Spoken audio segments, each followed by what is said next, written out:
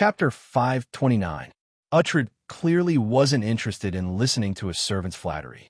He immediately waved his hand impatiently, indicating that the other party could leave.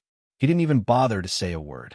Although the young man still wanted to continue currying favor with this mage with an extraordinary status, he didn't dare to disobey the order. He could only helplessly bow and then greedily glance at the two naked girls' bodies. Only then did he reluctantly leave the room, closing the door behind him. Another idiot who can't even control his lower body. He actually has delusions of becoming my apprentice. Uhtred clearly saw everything that happened just now. At this moment, his face was full of disdain. If it weren't for the fact that the young servant was quite diligent in his work, he would have already rewarded him with a magic missile. After looking down on the servant, he once again shifted his gaze to the two pairs of young men and women. He then pointed at the huge sink in the room and said, "All of you go in and start mating in pairs. Remember, before I say stop, none of you are allowed to stop." Mating? One of the cute girls with freckles on her face opened her mouth wide in shock. Her face instantly flushed red, not daring to believe that these words came out from the mouth of a mage. "That's right, mating. If you don't understand the technical terms, then I can change it to a more common one.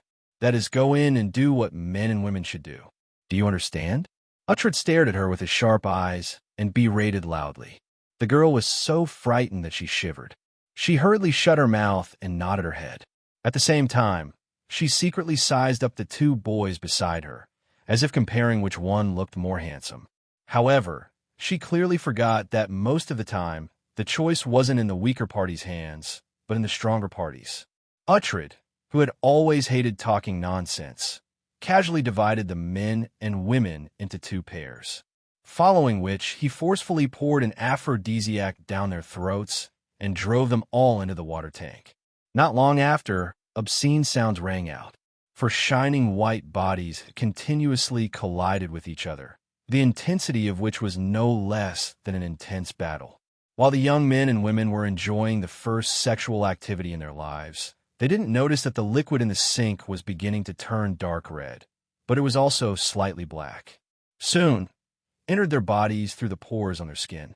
Not long after, the capillaries all over their bodies began to bulge rapidly, looking very ferocious.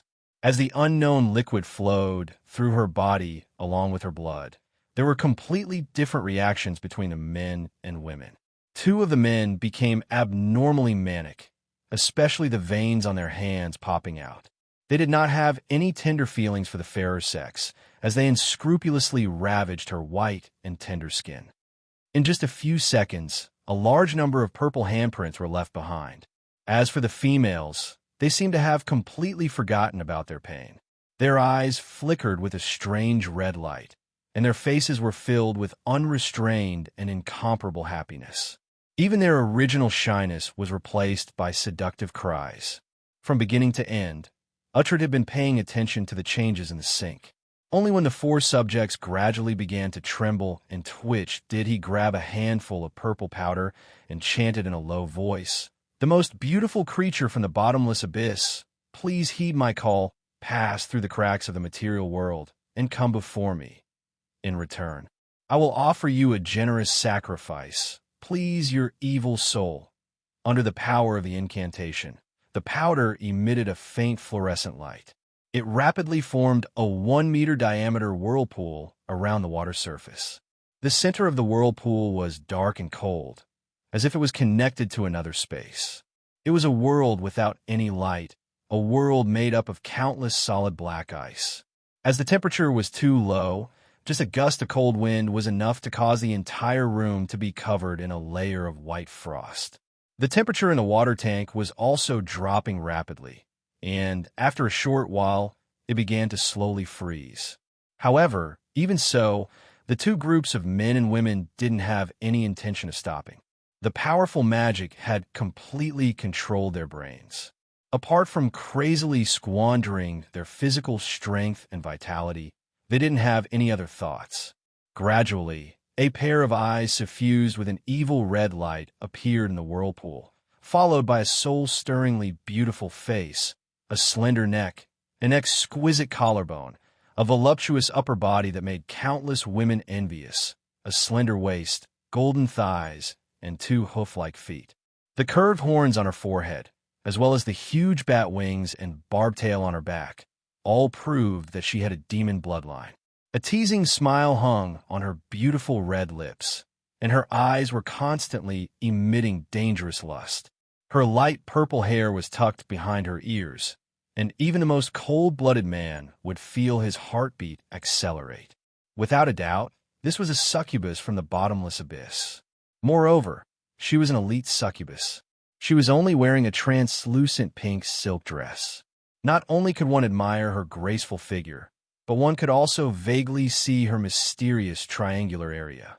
It was enough to prove that a looming beauty was the most alluring thing in the world. Hee, this is really exciting. I was actually lucky enough to be summoned to the material world. Moreover, there are 4 such exquisite sacrifices. After thoroughly passing through the interplanar passage, the succubus laughed happily while extending her finger, gently sliding it over the area where the young man and woman were tightly joined together. Then, she licked the white mucus on it, her beautiful face revealing an incomparable expression of enjoyment. As every demon in the bottomless abyss represented the dark side of mortals, the succubus just so happened to represent the fallen lust. Anything related to lust was their favorite food. Absorbing a large amount of it could not only restore their consumed strength, but also promote their evolution. Just as the succubus planned to personally join the 2 pairs of men and women who were madly copulating, Uhtred immediately activated the prepared magic circle and shouted, "In the name of the Arcane Mage, bind!" In an instant, the ground flickered with a dazzling silvery white light, and the frightening positive energy formed mysterious runes, turning the entire pool into a cage. As demons known for their evil and chaos, they were especially sensitive to energy, especially the most loathsome positive energy. Although they did not have an innate fear of it like the undead, they would still burn their bodies. The succubus did not act blindly without thinking. Instead, she extended a finger and lightly touched the runes engraved around the pool. The dense positive energy immediately burned her fingernail, and even the surroundings of her finger emitted black smoke. The burnt smell could be smelled from several meters away. Of course, she was only testing the strength of the magic circle.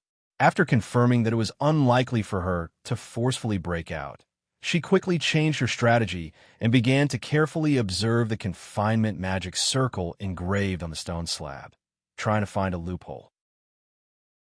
Chapter 530.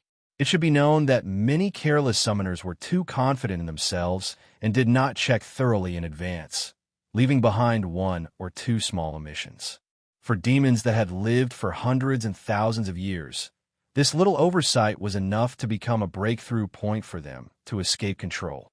Every year, there would be spellcasters who did not know their own strength to summon demons, but in the end, they would all become the demon's appetizer. In the history of Oreir, there were several large-scale demon invasions that came from this.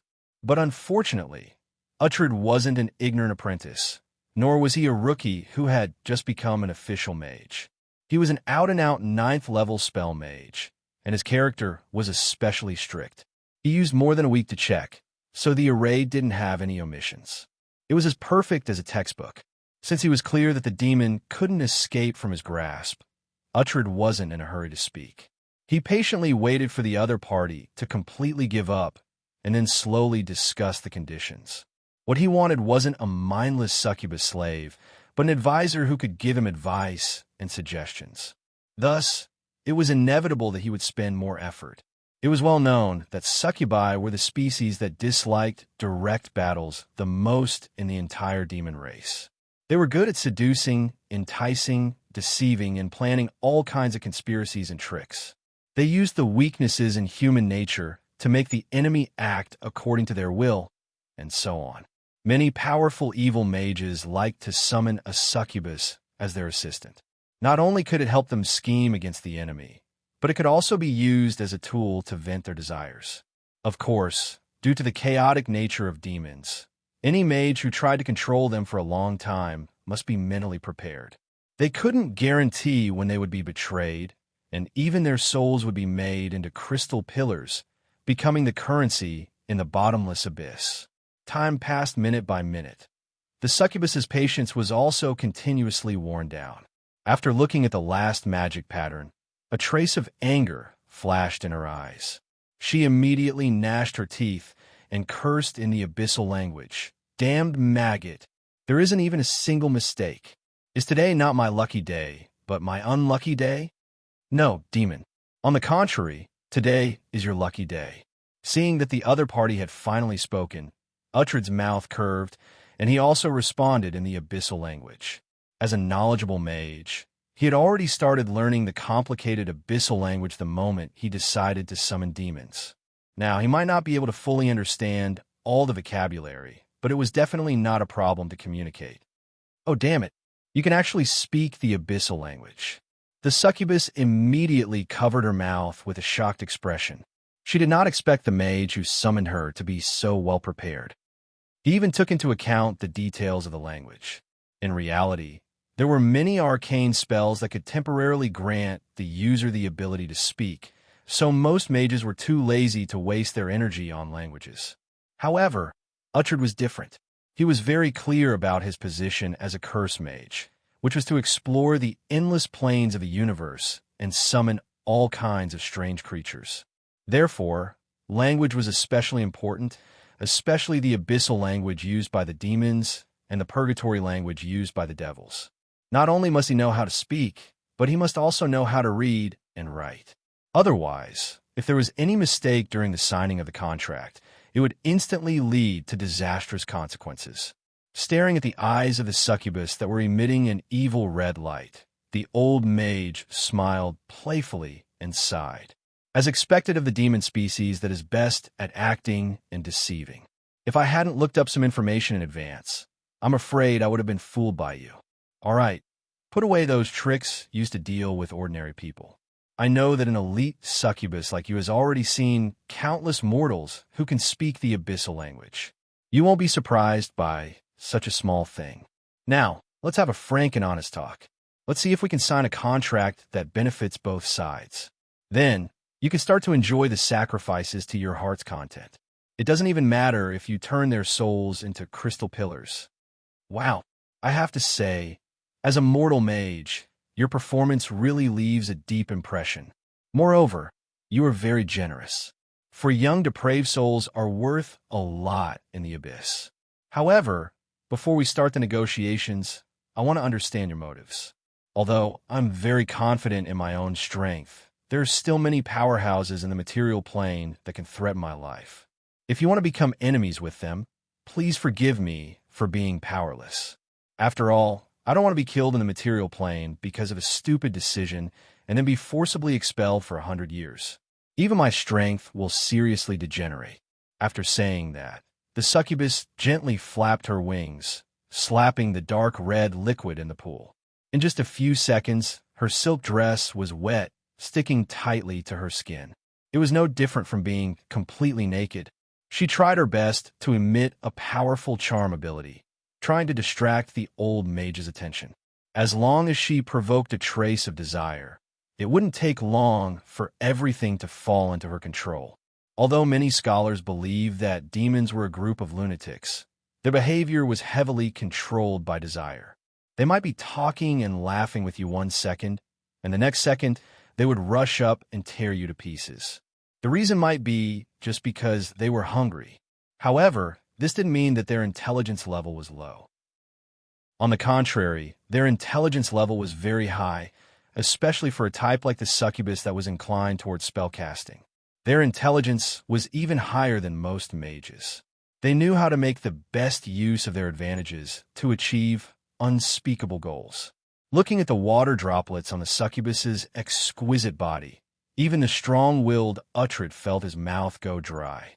The lower half of his body that hadn't had any reaction for many years also showed a little sign of congestion. In order to control his rapidly rising desire, he didn't hesitate to bite his lips. The intense pain instantly pulled his attention back from the tempting scene. Reason once again defeated instinct and continued to control his brain. Demon, you'd better not provoke my bottom line, or else the consequences might not be too good. You should know that although I have never claimed to be a gentleman, I am also unwilling to be rough with women. However, there is a limit to this kind of tolerance, and your current actions have successfully angered me. If you don't stop.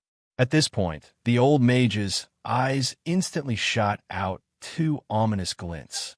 Without hesitation, he raised his hand and made a grasping motion. The confinement array immediately lit up with a dazzling white light, followed by a terrifying electric arc that quickly surged into the pool, emitting a crackling sound. Chapter 531. Damn it. Damn mortals. Quickly stop. I order you to stop immediately. At this moment, the succubus's whole body was twitching incessantly from the electric current, and her mouth was emitting a heart-wrenching roar. There was no longer any so-called seduction. If not for her body having a certain degree of magic resistance, perhaps she would have already fainted. Of course, she wasn't any better now. If one observed carefully, they would discover that her lower body was spraying out a large amount of water stains. She was obviously incontinent. After noticing this, a sneer appeared on Uhtred's face. He chanted an incantation in a low voice, and the frantic electric snakes immediately disappeared. The whole process didn't affect the young man and woman who were still crazily copulating at the side. Perhaps on Earth, controlling the flow of electric current in a conductor was an impossible thing. But in this world where supernatural forces prevailed, any spellcaster above the 5th rank could easily do it through the omnipresent energy. The strong electric shock made the succubus's body emit a burnt smell, especially the delicate skin that she was proud of. Many places had already shown black traces of carbonization. If she was electrocuted for a few more minutes, perhaps she would be forced to return her home in the abyss because of her heavy injuries. With this lesson, her attitude immediately made a 180-degree turn. She put on an aggrieved and resentful look, gently stroking her burnt skin, and said, "Is there a need to use such a terrible warning? I was just a little excited to come to the material world, but you are so cold. If you have to use punishment, I prefer a whip." Humph. What nice way to put it. Don't think that I don't know what you wanted to do just now. If I didn't react fast enough, I'm afraid I would have been completely charmed by you, or died from a fatal kiss. Uhtred sneered and exposed the other party's mask. Although the succubi looked beautiful and delicate, giving people the illusion that they should be held in their arms and protected, all of this was an illusion. Their degree of fatality was not much less than that of their kind. In fact, they were even more lethal than their peers. Not to mention other things. Just being able to easily see through a person's desire hidden in the depths of their heart was enough to let this dangerous and beautiful creature easily win the initiative in a complicated situation. Moreover, any mortal who was kissed by them would have a large amount of life force sucked away, and in serious cases, they might even die on the spot. There was a famous proverb in Orire: "A hungry lady, a succubus's kiss, how many men would give it in vain?" This showed how terrible their kiss was. Even if a professional was touched, he would suffer great damage. If a level 5 warrior was kissed by a succubus, he would instantly drop by 2 to 3 levels. He would not even be able to use half of his usual strength. Seeing that the old mage was unmoved by force or persuasion, and that she could not escape from the confinement of the magic circle around the water trough, the succubus finally gave up on the idea of playing tricks. Helplessly, she spread her hands. "All right, you win, mage. Now, please state your conditions, and we will sign a strict magic contract. The condition is very simple. You will serve me as an assistant, mainly responsible for plotting conspiracies and driving a wedge between certain people so that they can't unite. I believe this is what you're best at, isn't it?" Seeing that the other party had stopped releasing the charm force field, Uhtred let down his guard slightly and directly stated his request. As the other feet began to contact each other frequently, he urgently needed a helper who was good at grasping people's hearts to deal with the increasingly complicated situation so that he could obtain the most benefits in the next operation. After all, In terms of personal strength, he could almost be regarded as one of the top people in the entire Sardinia. He had originally planned to wait for a few more years of experience, and when the time was ripe, he would apply to the higher-ups to directly use arcane spells to control the leaders of the Pirate King and the underground guilds, turning the entire archipelago into one of the secret bases of the Shadow Net. But unfortunately, the sudden appearance of the Net Weaver disrupted the old mage's plan. To be precise, he was a little worried that the power in his hands would be taken away, and everything that he had planned for more than 10 years would become a wedding dress for someone else. One had to know that from foot to web weaver, there were a total of 5 levels in between. The difference in status between each level was like heaven and earth, especially for the lower levels. Using the phrase life and death to describe it was the most appropriate description. Even though Uhtred was the oldest leg in this region and had the highest chance of being promoted to Eye, he enjoyed a lot of privileges. However, a leg was still a leg. If he was arrogant to the point that he wanted to go against the web weaver, he would definitely be courting death. This was not a matter of personal strength, but the power behind the Shadow Net was too terrifying. Any random cleaner could completely obliterate a level 9 mage without even being able to resist. This was not the first time something like this had happened, so no one dared to offend it. Because of this, even if the Net Weaver sent by the higher-ups was a child less than 10 years old, all the members could only obediently obey the command. But no one could watch as the power in their hands was snatched away by a stranger, and Uhtred was no exception. The reason why he summoned the succubus was to disintegrate the other 7 feet and make the situation look chaotic. In this way, the most senior foot might become some kind of support. How could he make a group of scheming elites who were particularly good at scheming and crafty to tear each other apart? The answer was very simple, at least in Uhtred's opinion. He summoned a succubus who was good at playing with people's hearts and let her deal with everything. The succubus swayed the inverted triangular tail behind her, silently considering the gains and losses. Not long after, she nodded. Indeed, these are the things I'm best at, and I'm also very happy to play with the feelings of a group of mortals. But you just neglected a point, and that is the duration of the contract. How many years do I have to serve you in exchange for the right to move freely in the material plane? As a demon who was famous for her chaos and evil interests, she could not work for a person or force for free, and it was even more impossible for her to silently sacrifice for something similar to beliefs like the Paladins. No matter when or where, demons would always consider their own interests first. They were completely the embodiment of evil and did not have the slightest bit of positive feelings. Many demons did not hesitate to sell their own bones in order to obtain more benefits, and some did not hesitate to kill their parents in order to obtain a higher status. Obviously, for the succubus in front of him, staying in the material world was far more attractive than any other conditions. As long as she kept a low profile and did not attract the attention of the God's Church, she could completely get everything she wanted.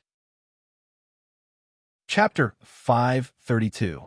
Whether it was the lust that a succubus yearned to taste the most, the precious soul crystal pillar in the bottomless abyss, or the wonderful feeling brought about by power, for a succubus who was good at disguising and deceiving, they could be said to be at her fingertips.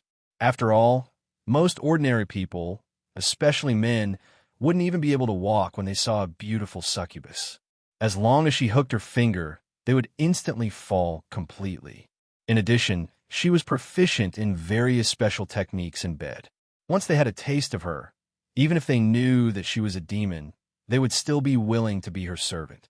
Stroking the short beard on his chin and considering for a few minutes, Uhtred raised his head and stretched out a finger. 100 years. I request that you serve me for 100 years. During this period, you must not commit any acts of betrayal. Otherwise, I have the right to extend or change the conditions. 100 years. The succubus immediately frowned, her eyes revealing deep dissatisfaction. Indeed, for a demon with an almost infinite lifespan, 100 years was only equivalent to a year or even a few hours for an ordinary person. However, since she had already come to the material world, she naturally wanted to enjoy happiness and freedom as soon as possible. Moreover, the old mage didn't look like he could live for another 100 years, unless he had some trump card to extend his lifespan. That's right, that's 100 years. I don't think that's too long for you. During this period, you could do some things that you like, provided that you don't disrupt or expose my plan, Uhtred said in a very certain tone. In order to summon the demon, he had paid too much. Just the construction of this magic circle that was enough to trap high-level demons cost no less than a few 100,000 gold coins, especially the complex patterns inlaid on it, all of which were composed of extremely pure mithril. In addition, there was also a black and red unknown liquid in the water tank. It was the blood of some kind of evil magic creature. A small bottle was worth several thousand gold coins. The succubus, who was proficient in observing people's expressions, felt the mage's unwavering will and could only helplessly nod. Okay, we'll do as you say, 100 years, because she knew that this was already the other party's bottom line. Unless she planned to be forcefully sent back to her home in the abyss, where the living conditions were harsh, she could only agree first. Hearing the affirmation from the succubus's mouth, Uhtred secretly heaved a sigh of relief. He quickly took out the magic contract that he had prepared long ago and carefully handed it over from afar using Mage's hand, avoiding any form of physical contact to prevent himself from accidentally falling into the trap. Remember, don't play any tricks, and don't try to fool me with a fake name. The magic contract will only take effect when a real name is signed. The witness is the god of revenge, Warner, who lives on the 175th floor of the abyss. I believe you should be very clear about his personality and style. In order to prevent the succubus from thinking herself clever, Uhtred specially reminded her. He didn't want to waste all his efforts due to a little oversight after spending such a huge price. Don't worry, I'm not a dretch that just evolved from a larva. I know what a magic contract means. With that said, the succubus rolled her eyes and quickly bit her finger, signing her real name in a language that no one could understand. For her real name meant a lot of things. She couldn't let a second person know it except herself. Otherwise, it meant that she would be controlled by the other party, and she wouldn't even have the ability to resist. Many great demons relied on knowing the real names of their subordinates to enslave them for a long time. As the Scarlet Blood finished writing the last secret character on the parchment, the green flame that symbolized the god of revenge, Warner, suddenly rose and burned the parchment clean in just a few seconds. There was no doubt that this god, who was known for being narrow-minded and vengeful, had volunteered to become a witness. Once someone violated any of the contents of the contract, they would immediately suffer retribution. After all, he himself held the priesthood of revenge, so very few people or demons were lucky enough to escape. Mage, the contract has taken effect. Can you remove this damned confinement array now? I haven't eaten such intense lust for a long time. Although you used a lot of aphrodisiacs and made the sacrifice's thoughts fall into a mess, the primitive instinct in their bodies is still quite delicious. With that said, the succubus looked at the young man and woman with eyes full of desire. She even couldn't help but stick out her tongue and lick her lips. After the recovery period just now, the burnt skin on her body had recovered, exuding a faint, lustful aura, especially the expression on her face. If one's will was slightly loose, they would fall into an inextricable obsession. Of course, they were originally sacrifices for you first. Please enjoy them as you wish. After you've enjoyed them, we'll talk about the next plan. As a knowledgeable spell mage, Uhtred was very clear about the nature of the other party, so he waved his hand without hesitation. The magic patterns that were originally emitting a dazzling white light instantly dimmed, and the cage formed by positive energy completely dissipated in just a few seconds. Relying on her incomparable skills, she sent 4 ordinary young men to the clouds in just a few minutes. Finally, she opened her small cherry mouth and gave each of them a deep kiss. After being kissed, the men and women immediately began to age. Their hair and eyebrows all turned white, and their skin became loose and sagged. Their muscles rapidly atrophied, and they couldn't even stand stably. It was as if the vitality of their whole body had been sucked away, and they looked just like an old man in his 60s or 70s. But what was surprising was that these young men, who looked like they had one foot in the grave, didn't feel the slightest bit of pain. On the contrary, each and every one of them had an expression of incomparable enjoyment. Not long after, they fell straight into the water trough and completely breathed their last. Obviously, this was the legendary kiss of the succubus, which was enough to make countless men willingly give up their lives, and even their souls. Of course, under normal circumstances, being kissed would usually only cause the loss of some vitality and wouldn't immediately lead to death. However, this succubus who had just come to the material world from the bottomless abyss seemed to have been hungry for too long. She couldn't control the strength of her suction and directly swallowed the four young men along with their souls. What a supreme delicacy. I can't even remember when was the last time I had a full stomach. The succubus licked her fingers that were covered in white translucent mucus. Perhaps because she was too excited, even her tail was sticking up. Chapter 533. Uhtred shot a careless glance at the corpse floating on the water and chuckled. Ha ha ha, it's good that you're satisfied. As long as you serve me with all your heart, there will be plenty of opportunities like this. You should know that in Valen City, there is no lack of all kinds of slaves. From nobles to commoners, they can be bought at any time. Wow, that sounds like a pleasant surprise. You should know that in order to obtain a soul crystal pillar in the abyss, you have to work hard for at least a year. Moreover, you have to endure the ravages of powerful demons. They are simply too violent and often injure you all over. In addition, you can call me Carmen Dobney. Who knew if it was because she had eaten her fill, but the attitude of the succubus who called herself Carmen instantly improved a lot. She was even willing to say her name. However, there was no need to ask to know that this was definitely a fake name. Perhaps she had just thought of it at the last minute, or perhaps she had been using it all along. In any case, it definitely wasn't her real name. This was because in this universe full of supernatural powers, from the moment of birth, every creature had a different, or perhaps one could say, a unique code. It was called a true name. It was different from the names that mortal parents gave their children. It possessed some kind of formidable power and even represented the strength of the creature. To give a simple example, in the material world, the easiest profession to find one's true name was the mage. When mages' power reached a certain level, they could use many methods to obtain their true name. If they were a rank 7 mage when they obtained their true name, then as their spellcasting level increased in the future, their true name would become increasingly difficult to pronounce. Only those spellcasters who had gone through special training could barely finish pronouncing a large number of jerky sentences without missing a single line. This profession was called true name chant. This also meant that if a succubus were to say her true name in front of a farmer, the farmer wouldn't be able to use it to force the demon to follow his orders. However, mages were different. Due to the large amount of incantation training, they could pronounce most of the unfamiliar pronunciations in the world. Perhaps it would be difficult to pronounce a true name accurately when they had just obtained it, but it wouldn't take long for them to master it.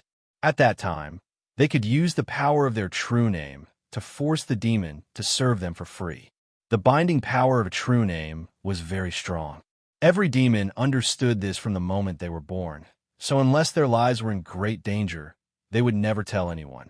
If a succubus revealed her true name one day, it meant that she had fallen in love with that person and was willing to give up everything for him. Although this was extremely rare, it was not something that had never happened before. After all, demons themselves symbolize chaos, and chaos represented infinite possibilities.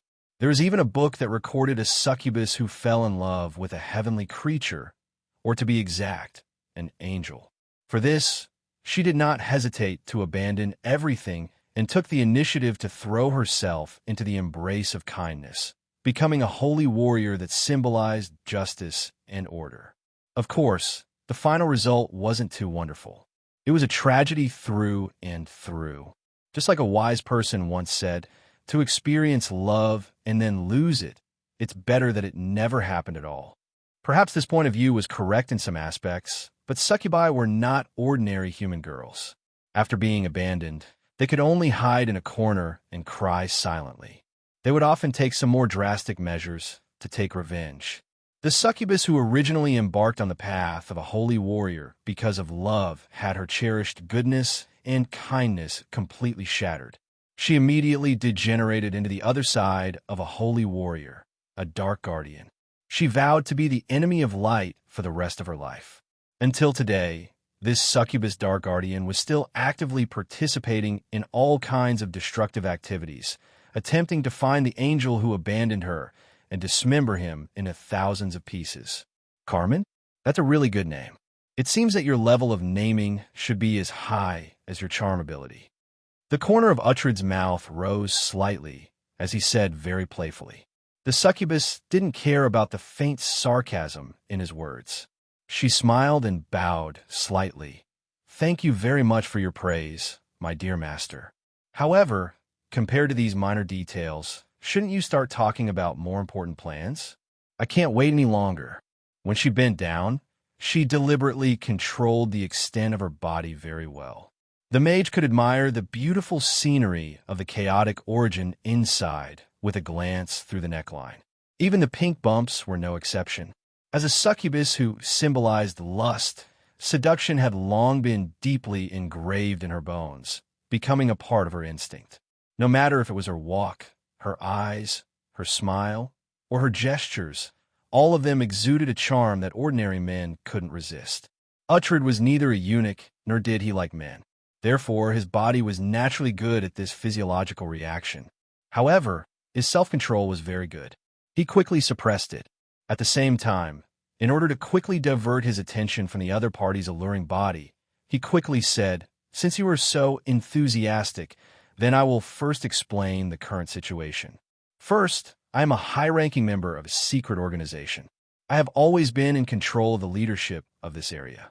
But now, the higher-ups suddenly sent someone with a higher position.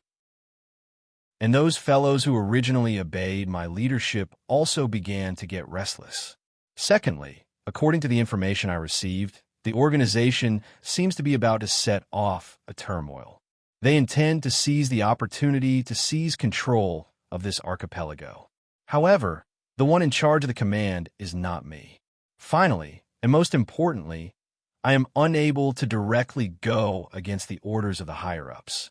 I can't go against them in public, but in private. Although out of caution, the old mage didn't say the specific name. He didn't hide anything in terms of form. He was very clear that he might be good at scheming, but compared to a succubus, there was still a certain gap. Especially when it came to grasping people's hearts. It was simply a difference between heaven and earth. The succubus who called herself Carmen flapped her wings and jumped out of the water trough. She gracefully approached and asked with a charming smile, "If I didn't guess wrongly, you intend to fish out as much as you can without angering the higher-ups, right?" "That's right. Not only do I want to obtain enough benefits, I also want those bastards who take advantage of the situation to pay the price. I believe that with your ability, it shouldn't be difficult to achieve this." Uhtred didn't intend to conceal his purpose from the beginning, and he didn't intend to let go of those who betrayed him. I like your straightforwardness. I like the drama of betrayal and revenge even more. Tell me their names and personalities, and I'll take care of the rest. You'll be able to see a satisfactory result in 2 days at most. Chapter 534. Carmen greedily licked her lips, the evil light in her eyes constantly flickering. She was clearly too excited. For her, making friends turn against each other, breaking apart lovers, disrupting the normal operation of order, and other similar things, even if she couldn't obtain any benefits, she would still rush to do them. Moreover, the more she did these kinds of things, the more she could obtain the favor of the bottomless abyss. Perhaps when she returned to her hometown, she would immediately be promoted to a higher form, such as the sucking banshee. Regarding the succubus, Uhtred clearly wasn't very reassured. He immediately reminded her, "Remember, you could do anything to those people, but you definitely can't run into the people sent by the side. Otherwise, no matter if it's you or me, we'll both have to pay the price." You should know that in my organization, even death can't escape the terrible punishment." Carmen smiled and spread out her hands. "Don't worry, I've been to many planes and also served many evil organizations. I know some taboos can't be touched." Although the fighting strength of the succubus was already considered very strong in Orire, even comparable to a fighter above level 11, there were still many things that were enough to threaten their safety. For example, the high priests of the churches of the gods, paladins, powerful mages, warlocks, druids, and so on. As a succubus who had been to many worlds to carry out the mission of a superior lord, Carmen knew that if it was a character that made this human mage in front of her feel fear, she definitely wouldn't be his opponent.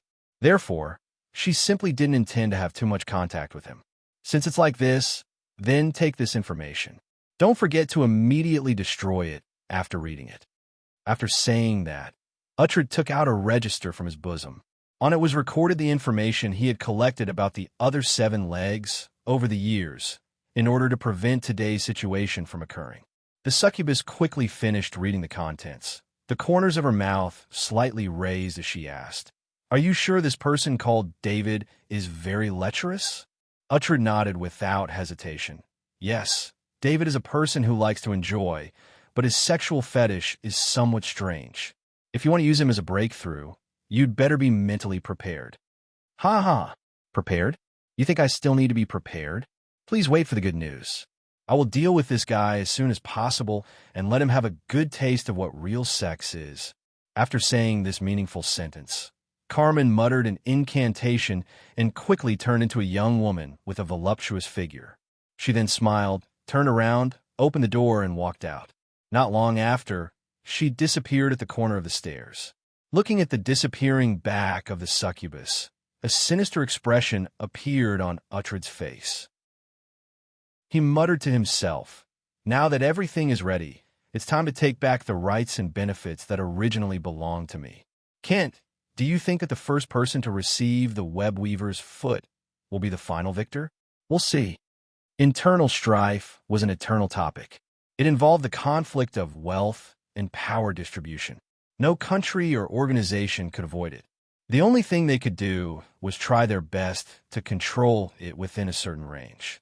Unfortunately, the Shadow Web was an evil organization through and through. They would do anything to achieve their goals.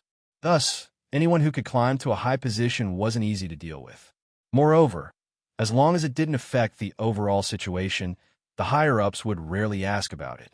Thus, the competition and confrontation between people of the same level was very intense. Perhaps in the past, the other 7 feet of the Sardinia archipelago had chosen to temporarily obey Uhtred due to their reverence for his strength. However, Andre's appearance had thrown everything into disarray.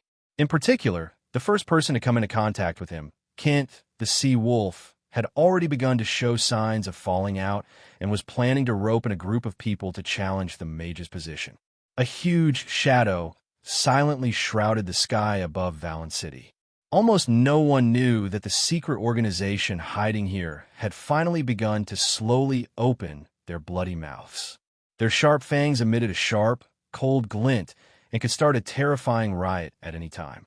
Money made people greedy, and power made people crazy. When power and money were combined, even a saint couldn't help but join the ranks of the fighting. In order to taste the fruits of victory to the greatest extent, the feet of the Shadow Web all began to move or secretly colluded with each other. All probing and competition were carried out silently. As the sun rose to the highest point of the day, Andre, who had only slept for 4 to 5 hours, suddenly heard a light knocking sound coming from the wooden plank above his head, as if someone was saying something in a low voice. His vigilance, honed through many years of hunting, allowed him to quickly skip the process of his brain waking up. He instantly jumped up and took out the thin sword he had been hugging to his chest, carefully observing the situation above through a specially made peephole on the side.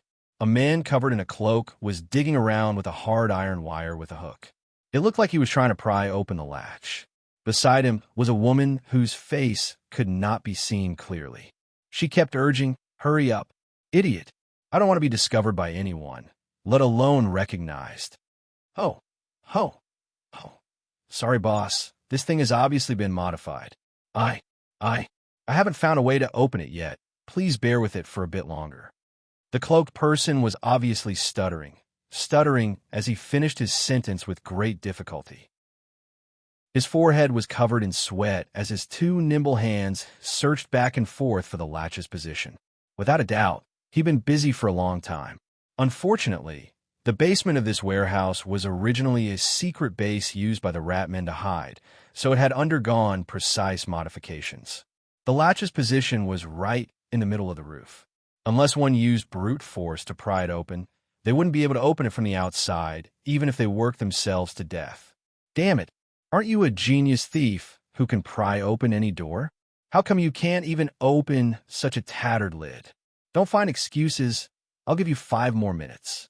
If you still can't open it, then don't even think about messing around in my territory in the future. The woman didn't seem to care about the other party's difficulties and directly gave him an ultimatum. She sounded very nervous, especially when she spoke quickly and hurriedly. She also paced around the entrance without stopping for a moment, and her eyes were fixed on the outside. As long as there was a sound or someone passing by, she would immediately be alert and hold her weapon tightly. It could be said that every inch of her muscles was in a state of tension, looking as if she could kill someone at any time. Chapter 535. While the two of them were talking, the alert Portia had also woken up. She silently walked to Andre's side and raised a finger to gesture for him to be silent. Then, she took out 2 sharp throwing knives from her waist pouch and gently approached the lid. She then slowly pulled the latch. The entire process was unusually quiet and not a single sound was made. As a high-level thief, she knew the methods of her peers like the back of her hand. She was very clear about the level of the guy who was unlocking the door outside. She planned to launch a surprise attack and subdue him in one fell swoop. Andre, who saw through the halfling's intentions, followed closely behind with a rapier in hand. As soon as the lid was opened, he would immediately rush out and catch the halfling off guard. After a few seconds, Bordia completely pulled the latch open. At the same time, she turned around and gave a signal. She exerted force in her legs and used her shoulder to smash open the lid. Her sudden action instantly threw the busy halfling to the ground. His head was directly hit on the wood not far from him. He screamed like a pig being slaughtered. He clutched his head and did not get up for a long time. He probably had a slight concussion. As for the other woman, her reaction was much faster. She rolled a few times on the ground almost as soon as the lid was opened. Not only did she avoid the violent impact, but she also took the opportunity to dodge the throwing knives thrown by the big-breasted lowly. She nimbly pulled out her dagger and entered battle mode. Andre, who was the second to rush out from the entrance, saw this scene and immediately gave up the idea of continuing to attack. He squinted his eyes and asked, "Who are you people? Why are you in this shabby warehouse?" It must be known that Bordia's dexterity had long surpassed the limits of mortals. It was at least 20 points. Even Andre himself would find it difficult to dodge the throwing knives she threw, not to mention a sudden attack and a super close distance. This also meant that the opponent's dexterity was almost equal to her, or even slightly higher. The opponent's dexterity was at least level 10. The woman in black tights with a veil on her face looked up and down at Andre. After a few minutes, she let out a bell-like laughter. "Ha ha! I'm sorry, Honorable Miss Netweaver. Please forgive me for coming here without warning. It's just that Kent didn't reveal any inside information. So, to be safe, I wanted to confirm it myself." "You are?" Andre heard an unusual meaning in his words just now. If he guessed correctly, the other party should be the senior leader of the Shadow Net in the Sardinia Islands, Foot. "You already know, don't you?" the woman asked as she slowly sheathed her weapon and raised her hands to show that she was not hostile. Seeing that she had given up on fighting, Andre heaved a sigh of relief and put away his sword. "Tell me, why are you looking for me? If you can't come up with a convincing reason, I don't mind punishing you and letting you know the terrible consequences of angering me." After confirming that the other party was a member of the Shadow Net, he immediately showed his strong side especially the threat in his tone. Anyone who was not a fool would be able to hear it. However, the veiled woman did not kneel down and admit her mistake as expected. She only bowed with one hand on her chest. "Honorable sir, I have no choice but to do this. Perhaps you have just arrived in this city and don't understand the current situation, let alone the grudges within the organization. If you have enough time, please come to the Mermaid Bar near the lower city tonight. You will see the undercurrent hidden under the calm surface." Undercurrent? What are you referring to? Andre continued to ask with furrowed brows. He could feel that there was something in this woman's words. There was no doubt that she was hinting at something, and 99% of it was related to the internal affairs of the ShadowNet. To be honest, he hated these kinds of words that brought endless reverie, because there were too many possibilities that could be extended, and it was completely impossible to judge. "I'm sorry, I can't say it now. Besides, there's so many outsiders here. I don't want them to know these secrets. Please remember, come to the Mermaid Bar after dark tonight." After saying these words that did not make any sense, the woman winked with a smile and sent a flying kiss. Very quickly, she disappeared from everyone's sight. Andre could not even tell if she used magic, some kind of invisibility tool, or her own innate ability. As for the unlucky man lying on the ground and howling in pain, he had obviously been abandoned. Perhaps their relationship was just ordinary, or perhaps she deliberately left him as a punching bag. In short, the woman did not even look at him when she left. It was obvious that she did not care about his life or death. Portia pulled a throwing knife from the wall and kicked the man on the ground. "What do you plan to do with this guy? Kill him directly or break one of his hands and throw him out? Forget it. He's just a fool who was used. It's not worth the trouble. Let him go." Andre shook his head lightly. Even though he had done many cruel things, he did not like to implicate the innocent, especially when it came to this kind of fool who could not pose any threat. It was better to let him go if he could. After all, venting his anger was an action that only the weak would do. Apart from venting his negative emotions, there was no other use. Even if he had temporarily lost his mage rank, he would not do it. Although Portia was only half the height of an ordinary person, she was quite scary when she was angry. She only used a fierce glare to shut the mouth of the unlucky man who was groaning in pain on the ground. He then got up at the fastest speed possible and stumbled outside. He did not even care that his brain was in a concussion. Along the way, he bumped into a few pillars. Even Andre, who was standing at the side, felt some pain for him. TSK, what a coward. He wants to come out and make a living with such little courage. Looking at the other party fleeing into the distance, the big-breasted lowly curled her lips, not bothering to hide her disdain. From her point of view, since he had chosen to be a thief, he had to have a heart that wouldn't waver. Otherwise, if he couldn't even control his own emotions, how would he be able to sneak into a heavily guarded treasure trove and obtain wealth? Andre smiled and shook his head. He patted the little girl on the shoulder and said, "All right, humans are a changeable race. There are brave and fearless heroes, and there are also cowards who are as timid as mice. You can't expect everyone to be like you halflings, who are willing to risk their lives for the sake of adventure and excitement." Chapter 536. Hearing these compliments and praises, Bosch's face instantly showed a trace of pride. "Haha, of course. The great halfling god of thieves, Brindle, taught us that when we steal, we must be bold and careful. When faced with danger, we must not panic. We must make full use of our wit and courage. Only in this way can we obtain the greatest harvest." "The halfling god of thieves, Brindle? I didn't expect you to be his follower," Andre exclaimed in surprise. One must know that this god was known as a lawless rogue who encouraged his followers to do illegal things. Most of the people who believed in him were thieves, gamblers, and unclean adventurers. He had a wide influence among the halflings, but there were very few who were willing to be his protector. After all, stealing was a crime. In some cities with harsh laws, if caught, a finger or an entire hand would be chopped off. Perhaps the halflings were happy to steal once in a while, but if they stole too often, it would not take long before they were hanged from the city walls. Huh, you didn't expect it, right? I learned the stealth skills from a priest named Brendel. That's why I was able to succeed time and time again. It was during that time that I understood his teachings and felt that it was very compatible with my personality. At the mention of the halfling god of thieves, Bosha instantly became excited and talked endlessly about the benefits of believing in him. Her appearance was almost similar to a priest who was about to preach. Just when Andre was about to say something, Fiona came out of the basement with a hammer and a flintlock. She asked nervously, "What happened just now? I seem to have heard the sound of fighting." Obviously, she was also awakened by the short battle that happened not long ago. She did not even have time to put on her shoes. She just put on a coat and ran up barefoot.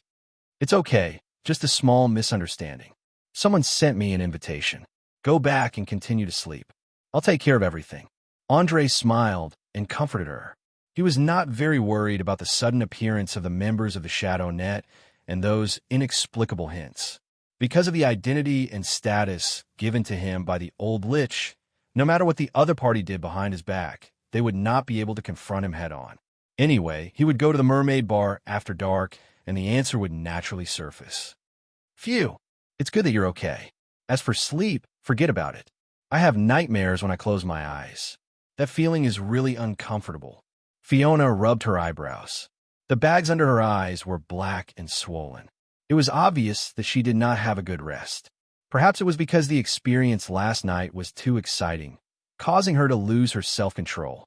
If not for the fact that she had already become a priest of Acer Desir and could pray and confide in him, she might have been left with a serious psychological trauma. Bosha noticed the exhaustion on her good sister's face. She hurriedly took 2 steps forward and explained with a smile. "Hey, relax. Don't make yourself so nervous. Killing someone for the first time may be a little uncomfortable, but you have to learn to let it go. Otherwise, you'll go crazy one day. Anyway, all the guys we killed yesterday deserve to die. Just treat it as a chivalrous act." Fiona shook her head with a wry smile. "I understand what you said, and I don't regret the killing yesterday. But I don't know why, but I always feel very nervous. I always feel that something dangerous is going to happen. Even the nightmares are particularly clear. Maybe it's a revelation from the Lord of Raging Flame, or maybe it's a trial." "Revelation? Can you tell me what you dreamed of?" Andre suddenly realized that it might be some kind of sign, just like the dream he had before. Aurère's dream was not only some kind of subconsciousness in the cerebral cortex. Many gods, demons, and powerful creatures could pass messages to mortals through dreams. Basically, there would always be a small number of people who would dream of major events recorded in books, such as terrible disasters, ferocious monsters, invasions from other planes, and so on. Some of them were messages from the evil side to their worshippers, while others were warnings from the good side. Both sides were like 2 chess players, playing chess with each other while ordinary people were unknowingly dragged into the game. Every time there was an upheaval, there would be terrifying deaths and injuries, and it could even cause a kingdom to be on the verge of destruction and collapse. As a soul from another world, Andre had no interest in the so-called contest between good and evil, and he was too lazy to participate. Because whether good triumphed over evil or evil triumphed over good, it was just a collision between 2 ideologies and interest groups. No matter who won in the end, it was all the same to him. At least with the current level of productivity in this world, the lower class would always struggle below the poverty line. Of course, the only difference might be the degree of exploitation. The so-called nobles of the good side would leave the serfs and tenants with barely enough food to fill their stomachs, while the cruel nobles would sometimes completely disregard the lives of their subordinates. I dreamed that the whole of Valence City fell into a sea of fire, and everyone was killing each other like crazy. There was no reason to speak of it all. Corpses lying in pools of blood could be seen everywhere in the streets and alleys, and the pirate castle at the highest point was shrouded in a huge shadow, as if some monster was entrenched in the sky. After saying that, Fiona couldn't help but shiver, as if she was recalling the scene in her dream, and she looked full of fear. But Andre wasn't in the mood to care about her feelings at this moment. He frowned and muttered to himself. A sea of fire usually symbolizes conflict and riots and prophecies, and fighting symbolizes danger and death. And the huge shadow is likely to be some kind of terrible danger. It seems that your dream is really a revelation from the Lord of the Raging Flame. You mean a terrible war will break out in Valence City, and countless people will die because of it? Portia asked, dumbfounded. I don't know. I'm just trying to interpret this dream. Generally speaking, prophecies or warnings rarely give the answer directly. They are replaced by some key words and abstract images that can lead to associations. In other words, what Fiona saw wasn't necessarily what was about to happen, but a kind of related hint. Andre explained with a wry smile. He really couldn't think of what kind of power was hidden in the Sardinia Islands that would make the fire elemental prince, Aesop Desir, warn Fiona through a dream. Why didn't he directly contact him, the Chosen? Chapter 537. Boscia scratched the back of her head. Apparently, she didn't understand the complexity and mystery of the prophecy. When she heard that everything in the dream wouldn't happen in reality, she immediately shrugged her shoulders indifferently. Well, take your time to think about it. I'll go back to sleep first. Let me know when you come up with something. Anyway, I don't think there's anyone in Valence City who has such terrifying power to make everyone in the city fall into a frenzy of killing. After saying that, she turned around and walked into the basement. She fell asleep without saying a word, not caring about the warning given by the dream seed. Fiona glanced at the heartless halfling thief with some envy. She turned her head and asked in a low voice, Do you think it's really a hint from the Lord of Raging Flames? Andre nodded gently. The possibility is very high, but it can't be ruled out as a false alarm. In short, you'd better try to ask him when you're praying. It would be best if he could give you an answer. But if you continue to have this dream after you fall asleep, tell me immediately. I'll make some corresponding preparations in advance. Understood. Perhaps it was because of the stimulation last night. Fiona had matured a lot in just one day. She was no longer the ordinary girl who panicked whenever she encountered something. Although she was still a little immature, she already knew how to keep herself calm. In order to relieve the girl's psychological pressure, Andre specially chatted with her for a while about the interesting things he had read in books. He only stopped talking when her eyelids started to droop. He silently looked at the beautiful face, full of exhaustion, and sighed slightly.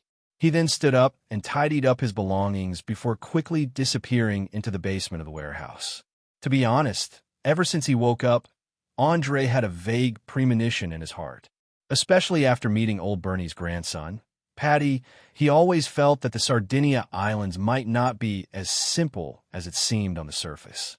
Otherwise, with the character of Loretta Botons, why didn't he directly control this place, but chose to cooperate with the Pirate King instead?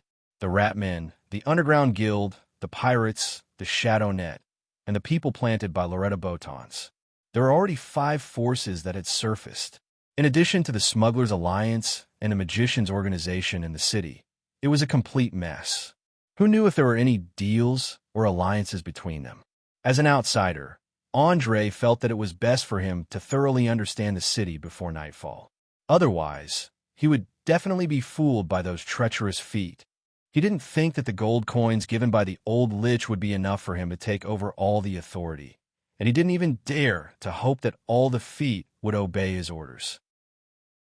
Although Kent looked respectful on the surface, he was actually using the name of the web weaver to expand his influence so that he could gain more authority in the upcoming operation. Perhaps to the lich, seizing authority from the hands of the feet was part of the test. If he couldn't come up with a good method, then he would definitely take back that authority without hesitation. Facing the hot afternoon sun, Andre pretended to be leisurely strolling through the streets and alleys, silently observing what everyone around him was doing and saying. When he encountered something that interested him, he would stop and listen. When he passed by pubs, inns, or places where people gathered, he would order 2 side dishes and hide in an inconspicuous corner to gather information. Although most of these places were unreliable gossip and drunken people were bragging, he could still find some clues. In just a few hours, he had a rough understanding of the current situation of the entire city. First of all, the pirate King Francis had recalled 2/3 of the pirate ships, especially the elite captains. They were invited to the highest castle as soon as they came ashore and hadn't come out since. Obviously, they were discussing intensely how to cooperate with Bakarov City to annihilate the huge fleet of Lincoln City in one fell swoop. Even if they couldn't sink the entire fleet, they had to ensure that it was heavily damaged. Otherwise, the revenge that followed would be very tragic. Not to mention other things, just the long-term blockade of the sea route would be enough to collapse the fragile trade that was supported solely by smuggling. If the Pirate King couldn't come up with a convincing plan, the leaders of the underground guilds wouldn't agree. As for the pirate captains, for the sake of their own interests and that of their subordinates, they definitely wouldn't rush in and fight. Andre felt that the huge fleet docked in the bay hadn't set off yet because the pirates hadn't found a way to destroy the enemy while preserving their strength to the greatest extent. After all, they were only a relatively loose alliance. It was impossible for them to be like a regular army, where they could temporarily ignore their own casualties after discovering the opportunity to win. It didn't matter even if they killed 1,000 of their enemies and lost 800 of their own men. In any case, as long as they won in the end, they could double the profits from their opponents through the treaty. The pirates of the Sardinia Islands were composed of many small groups. Each ship was equivalent to an independent branch, and the captain was the unquestionable leader of this branch. Although the Pirate King tried to control them by planting trusted aides, the effect was not ideal. Most of the sailors were used to obeying the leadership of the captain, so only by dealing with all the captains could this huge fleet head to the battlefield. In addition, the smugglers were also actively colluding with each other, trying to get a share of the profits from this upcoming naval battle. For them, the greater the loss of the Lincoln City Navy, the better their business would be. At least they wouldn't always have to worry about being caught by the patrol ships. After collecting enough information, Andre didn't stay any longer. He quickly pulled his hood tight and left quietly, walking straight in the direction of the Mermaid Bar in the lower city. At this moment, the sky was close to dusk, and it would completely fall in about an hour. He felt that it was time to see what tricks those feet were up to and understand the strength of the shadow net in this city. Passing through the streets filled with dirty water, Andre didn't take long to see a 3-story ship standing on the sea. Perhaps because it didn't need to sail anymore. All its masts had been sawed off, and the entire deck had become an open-air business place. The surface of the hull was painted with naked mermaids. Countless men and women were drinking and laughing, and some were even lewd in public. It was a complete mess. There was no doubt that this was the Mermaid Bar that the pirates were talking about. It was the best place to find fun, and it was also a place where many gang members gathered. Many times, they would secretly make some shady deals here. Chapter 538. However, in Andre's eyes, this was no longer a simple bar. It obviously provided gambling, performances, and erotic services. Most importantly, it floated on the surface of the sea, making the sailors who were used to the bumpy sea feel like they were at home. Don't underestimate this point. According to the tonnage of ships in the southern seas, the brain would start to adapt to the bumpy environment after a few days of drifting on the sea. Many people couldn't even stand properly when they suddenly came ashore. It was as if they were drunk, not to mention drinking and looking for women. Now that there was a bar floating on the sea, the sailors no longer had to endure the pain of going ashore. Naturally, business would be booming. In addition, a large number of pirates had gathered recently, so it was especially lively at a glance. Resisting the smell of sweat, body odor, smoke, alcohol, and vomit, Andre held his breath and quickly passed through the crowd. He knocked on the bar table with force. Bang, bang, bang. What do you want? Shout it out loud. The burly bartender roared at the top of his voice. His voice was very loud and clear. Even in such a noisy environment, his voice could still be heard clearly. His mouth was full of yellowish teeth and bad breath. The stench caused Andre to take a few steps back. After confirming that he had left the bartender's range of pollution, Andre quickly frowned and waved his hand. No, I'm not here to have fun. I'm here to find a woman. She asked me to come to this bar to find her after dark. I believe you should be able to give me some advice or help me inform her. A woman.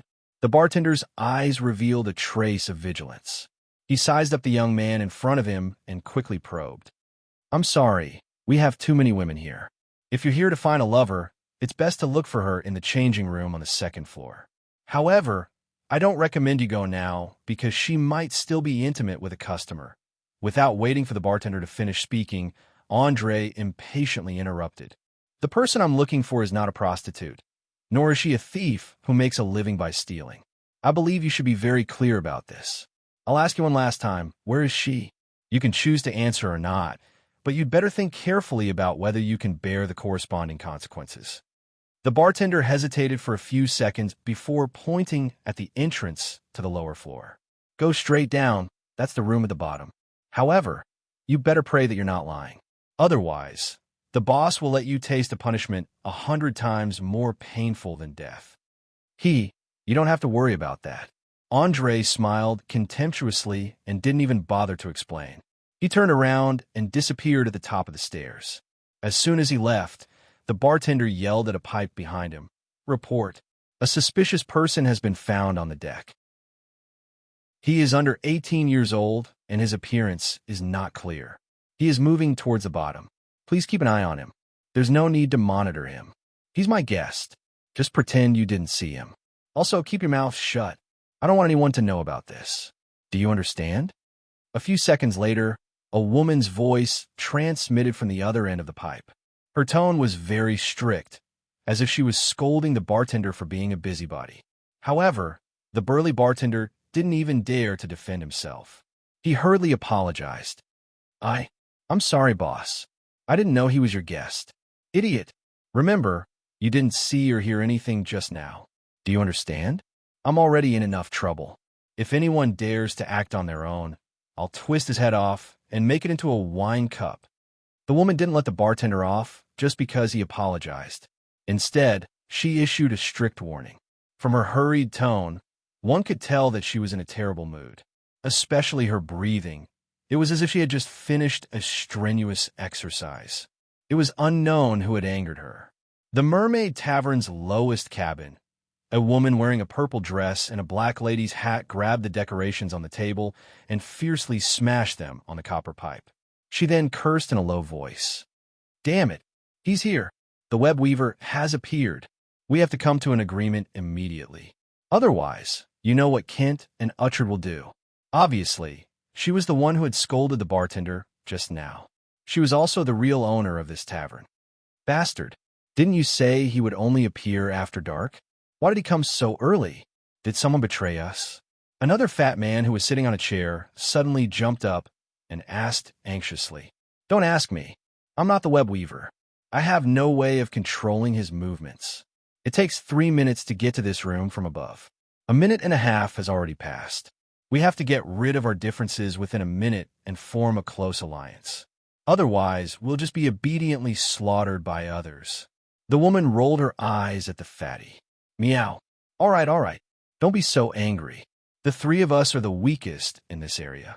We have to work closely together to reap the benefits in the next operation.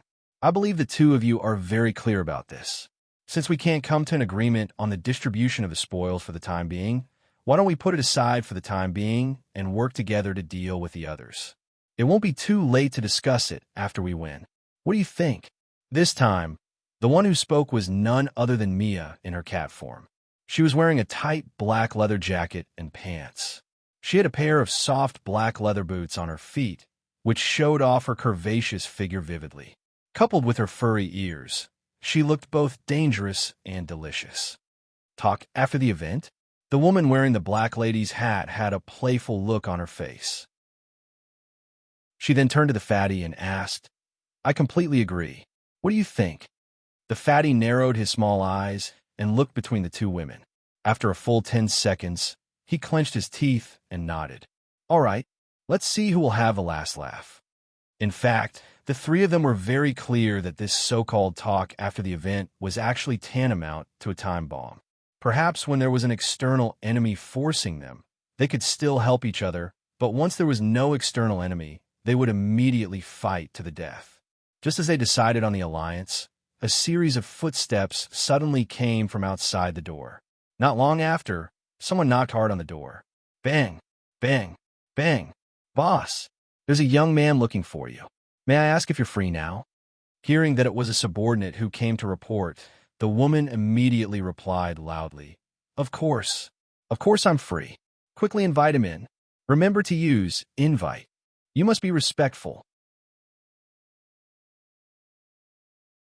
Chapter 539. Understood. Don't worry, I'll definitely invite him in respectfully. After saying that, the person waiting outside the door jogged towards the stairs without another word. Not long after, he appeared at the door with Andre. He had no intention of staying. After making a gesture to invite him in, he immediately returned to his post. As a trusted subordinate who was able to guard the door for his boss, he was very clear about the things that he absolutely could not meddle in. Otherwise, even if he heard one more word, he might be killed. Because of his meddling in other people's business, his mutilated corpse was still floating on the sea not far away. Glancing at the tactful guard, Andre took a deep breath and directly pushed the door open. As soon as he stepped over the threshold, he saw two women and a man kneeling on one knee on the left and right sides. At least on the surface, they looked very respectful and did not have the slightest intention of making things difficult for him. However, what were these people thinking in their hearts? Only they knew. All of you get up. I don't need this kind of etiquette to highlight my identity, and I don't need your hypocritical flattery. Tell me, what did you call me here for? Especially the undercurrent hidden under the calm surface. It's best to explain everything clearly. Otherwise, you should know how serious the consequences will be. As Andre spoke, he walked to the main seat in the center without any invitation. He slowly sat down and stared at the front with his two sharp eyes. One of his hands was gently tapping on the table, and his whole body was emitting a faint pressure. It was like he was in a superior position. He was very clear that the purpose of these feet was not simple. So from the beginning, he did not plan to jump into the carefully arranged trap of the other party. Instead, he wanted to take the initiative and firmly grasp the initiative in his hands.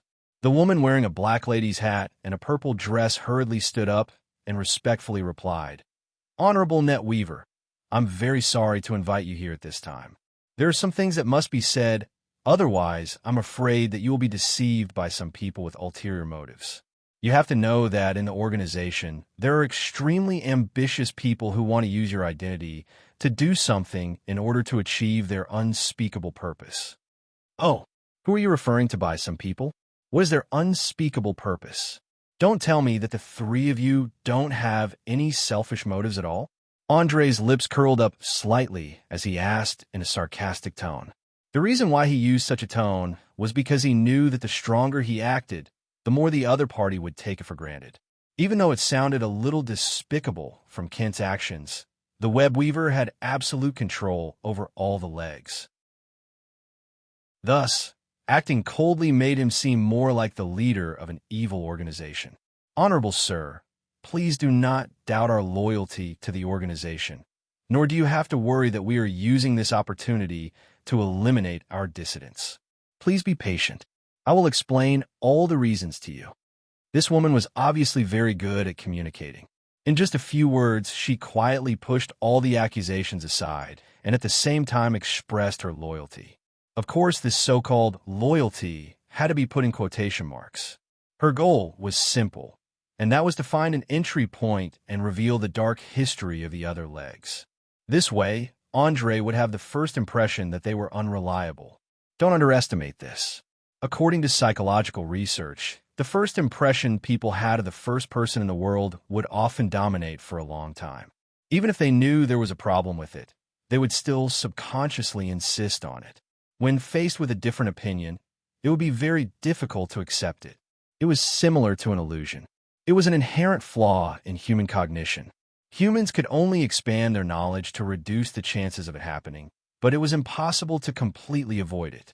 If Andre accepted the woman's misleading information, he would very likely be suspicious of the other legs, including Kent. For a long time, he wouldn't be able to trust them. He could only rely on the three in front of him to balance the power. Soon, they would be able to use all sorts of methods to rapidly expand their power and achieve a true balance of power. A true conspiracy. Not only did it take advantage of the current complicated situation, but also provoked the curiosity in human nature to the greatest extent. After all, for any superior, it was instinctive to understand the actions of their subordinates. This was the only way to give them a sense of security, as if everything was under their control. As a dabbler who wasn't familiar with the internal structure of the shadow web, Andre naturally wanted to know the action plan of every foot. If possible, it would be best if he could get a record of every foot from birth to the present. But unfortunately, with Aurare's flawed household registration system, it was too easy to create a fake identity. Furthermore, with the use of magic to alter one's memory, even one's birthplace and parents could be tampered with. For those who wanted to hide their past, it was as easy as eating and drinking. Looking at the woman in front of him, Andre used his right hand to support his chin. A cold smile appeared on his face, and he suddenly said, "You are very smart, smarter than most people I know. You know where your biggest advantage is and how to use it to exchange for what you want. But please don't treat others as fools or idiots, and don't think that your plan is perfect. Believe it or not, I can immediately label you as traitors and then inform the others. When that happens, I don't even need to do it myself. Very quickly, there will be people rushing to take care of everything. Remember, don't try to play tricks in front of me, because your every move is under the surveillance of the organization. There is no privacy to speak of." It had to be said that these deceptive words were quite intimidating, especially when paired with an unfathomable expression. The woman's smile instantly froze on her face. Although she tried her best to conceal her loss of composure, her hands were trembling uncontrollably. Needless to say, she was afraid. In fact, it wasn't just her. The other two legs weren't any better. They lowered their heads subconsciously and tried their best to avoid eye contact, fearing that the things they did in secret would be exposed. In order to prevent the intelligence system from being paralyzed due to betrayal, the shadow web used a dual system. On the surface, there was a group of people involved in infiltration, roping in, bribery, and subversion of the regime. In the dark, there was a group of people mainly responsible for surveillance work. Once a traitor was discovered, they would immediately eliminate them. And if a part of the intelligence network was destroyed by the enemy, they would be responsible for rebuilding it to prevent the intelligence system from being broken. Chapter 540. Generally speaking, as long as the people on the surface did not go too far or betray the interests of the organization, they were almost invisible. There was no communication between them at all. However, this did not mean that there was no fear in their hearts. In fact, every member of the Shadow Web was very afraid that one day they would become the target of elimination. Perhaps they would take it as a joke if someone else said that, but for a powerful web weaver, it was already a miracle that they did not pee their pants in fear. Seeing that he had overpowered the other party in terms of momentum, Andre quickly put away his cold eyes and put on a relatively friendly face. He knocked on the table again and said, "Okay, that's all for the warning. Now you can start to explain. Remember not to add any subjective judgment or speculation. You only need to explain what happened clearly, because you only have one chance. Make good use of it." After that, he leaned back on the chair and looked at the 3 feet who were standing not far in front of him. He felt a sense of pleasure, as if he had the power to kill someone. It was no wonder that countless people wanted to be in the top. In order to climb to the top, they would do anything.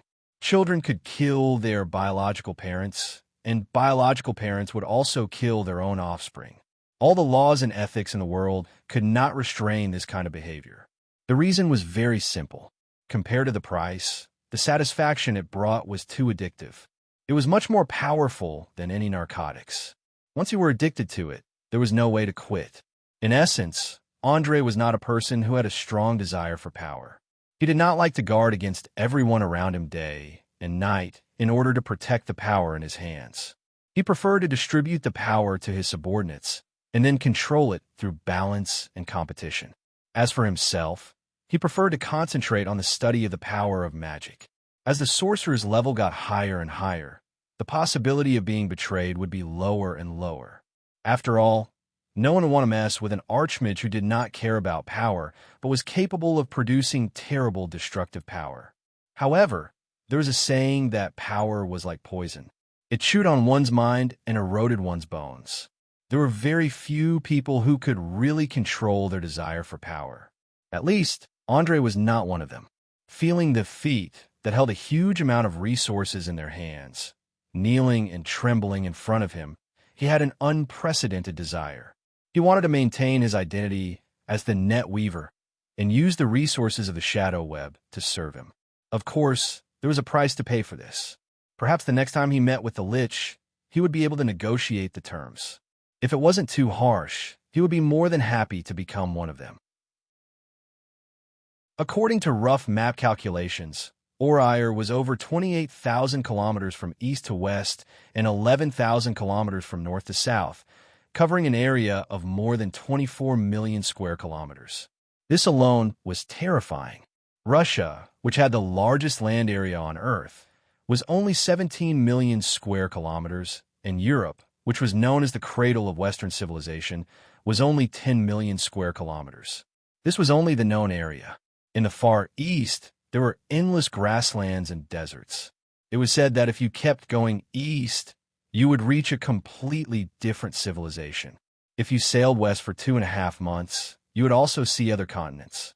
It was said that the distant West Harlem Empire had already established a colony there. They had plundered a large amount of gold, silver, and gems from the local natives. On such a huge land, there were hundreds of countries and cities, large and small. In the middle, there were large areas of primeval forests and mountains separating them. Therefore, the transmission of information was very slow. Perhaps you just heard from a merchant about something interesting that happened hundreds of kilometers away, but in fact, it was news from years ago. As a time traveler who was obsessed with the glory of the ancient magic civilization, Andre would sooner or later explore the ruins all over the world to find the lost magic skills. Therefore, he needed the support of an intelligence organization on the Pan-continent. At least, he could get the necessary information every time he went to a place. Otherwise, he might not be able to find it even after decades of searching in the dark. Obviously, no matter how one looked at it, the shadow web met the requirements. It was just that it seemed a little dangerous. He didn't know why they spent so much effort. Honorable sir, your wisdom and foresight are far beyond our reach, but what I just mentioned is not an exaggeration. In the Sardinia region, there is a foot with the most seniority who has always been in control of everything. His name is Uhtred Alicorn, and he is a powerful mage. It is said that there is also a group of 110 elite mercenaries who are secretly loyal to him. His terrifying strength has long surpassed the sum of everyone else's. In addition, Seawolf Kent isn't as loyal as he appears to be. This guy has close relations with pirate captains, especially the pirate queen, Grace O'Marley, who is also a leg. They will always be on the same side as him, and they have already vaguely formed an alliance. As you can see, the three of us are the weakest of the 8 legs. Even if we work together, we can only protect ourselves. We won't be a threat to your plan at all. On the contrary, if we let them grow, it will easily lead to an imbalance of power. I believe that you won't be happy to see your subordinates control more than half of the power, and you won't allow yourself to be taken over.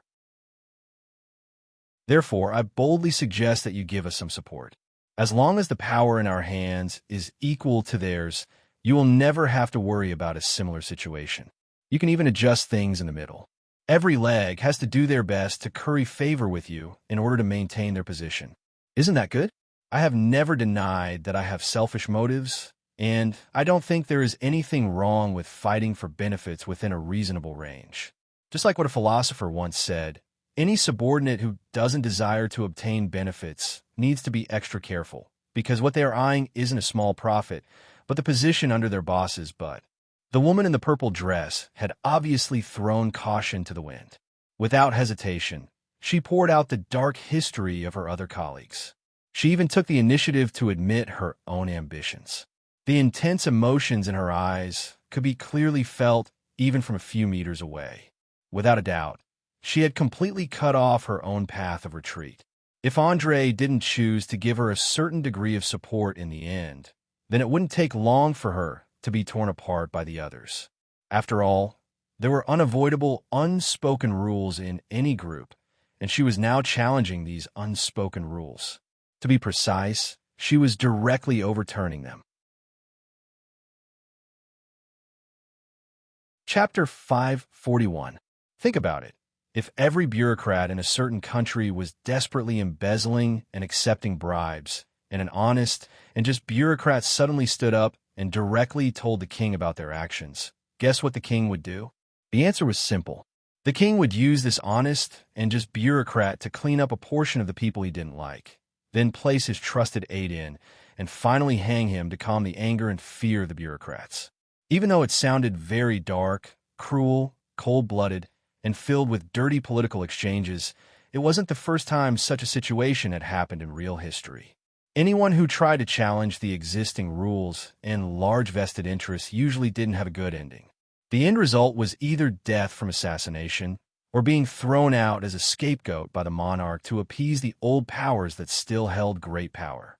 It was clear that the woman wanted to use this method to let Andre understand that everything she did was to protect herself, and that she didn't want to be dealt with by Kent or Uhtred afterwards. Glancing at the ashen expressions of the other two legs, Andre suddenly felt that the scene in front of him was very interesting, and at the same time he also understood why the other party had called him over. Following his appearance, the inner circle of the shadow web in the Sardinia Islands began to compete with the word power. On one hand, Uhtred, who was originally the strongest, wanted to maintain his position, and on the other hand, Kent wanted to use this opportunity to suppress the former so that he could replace him.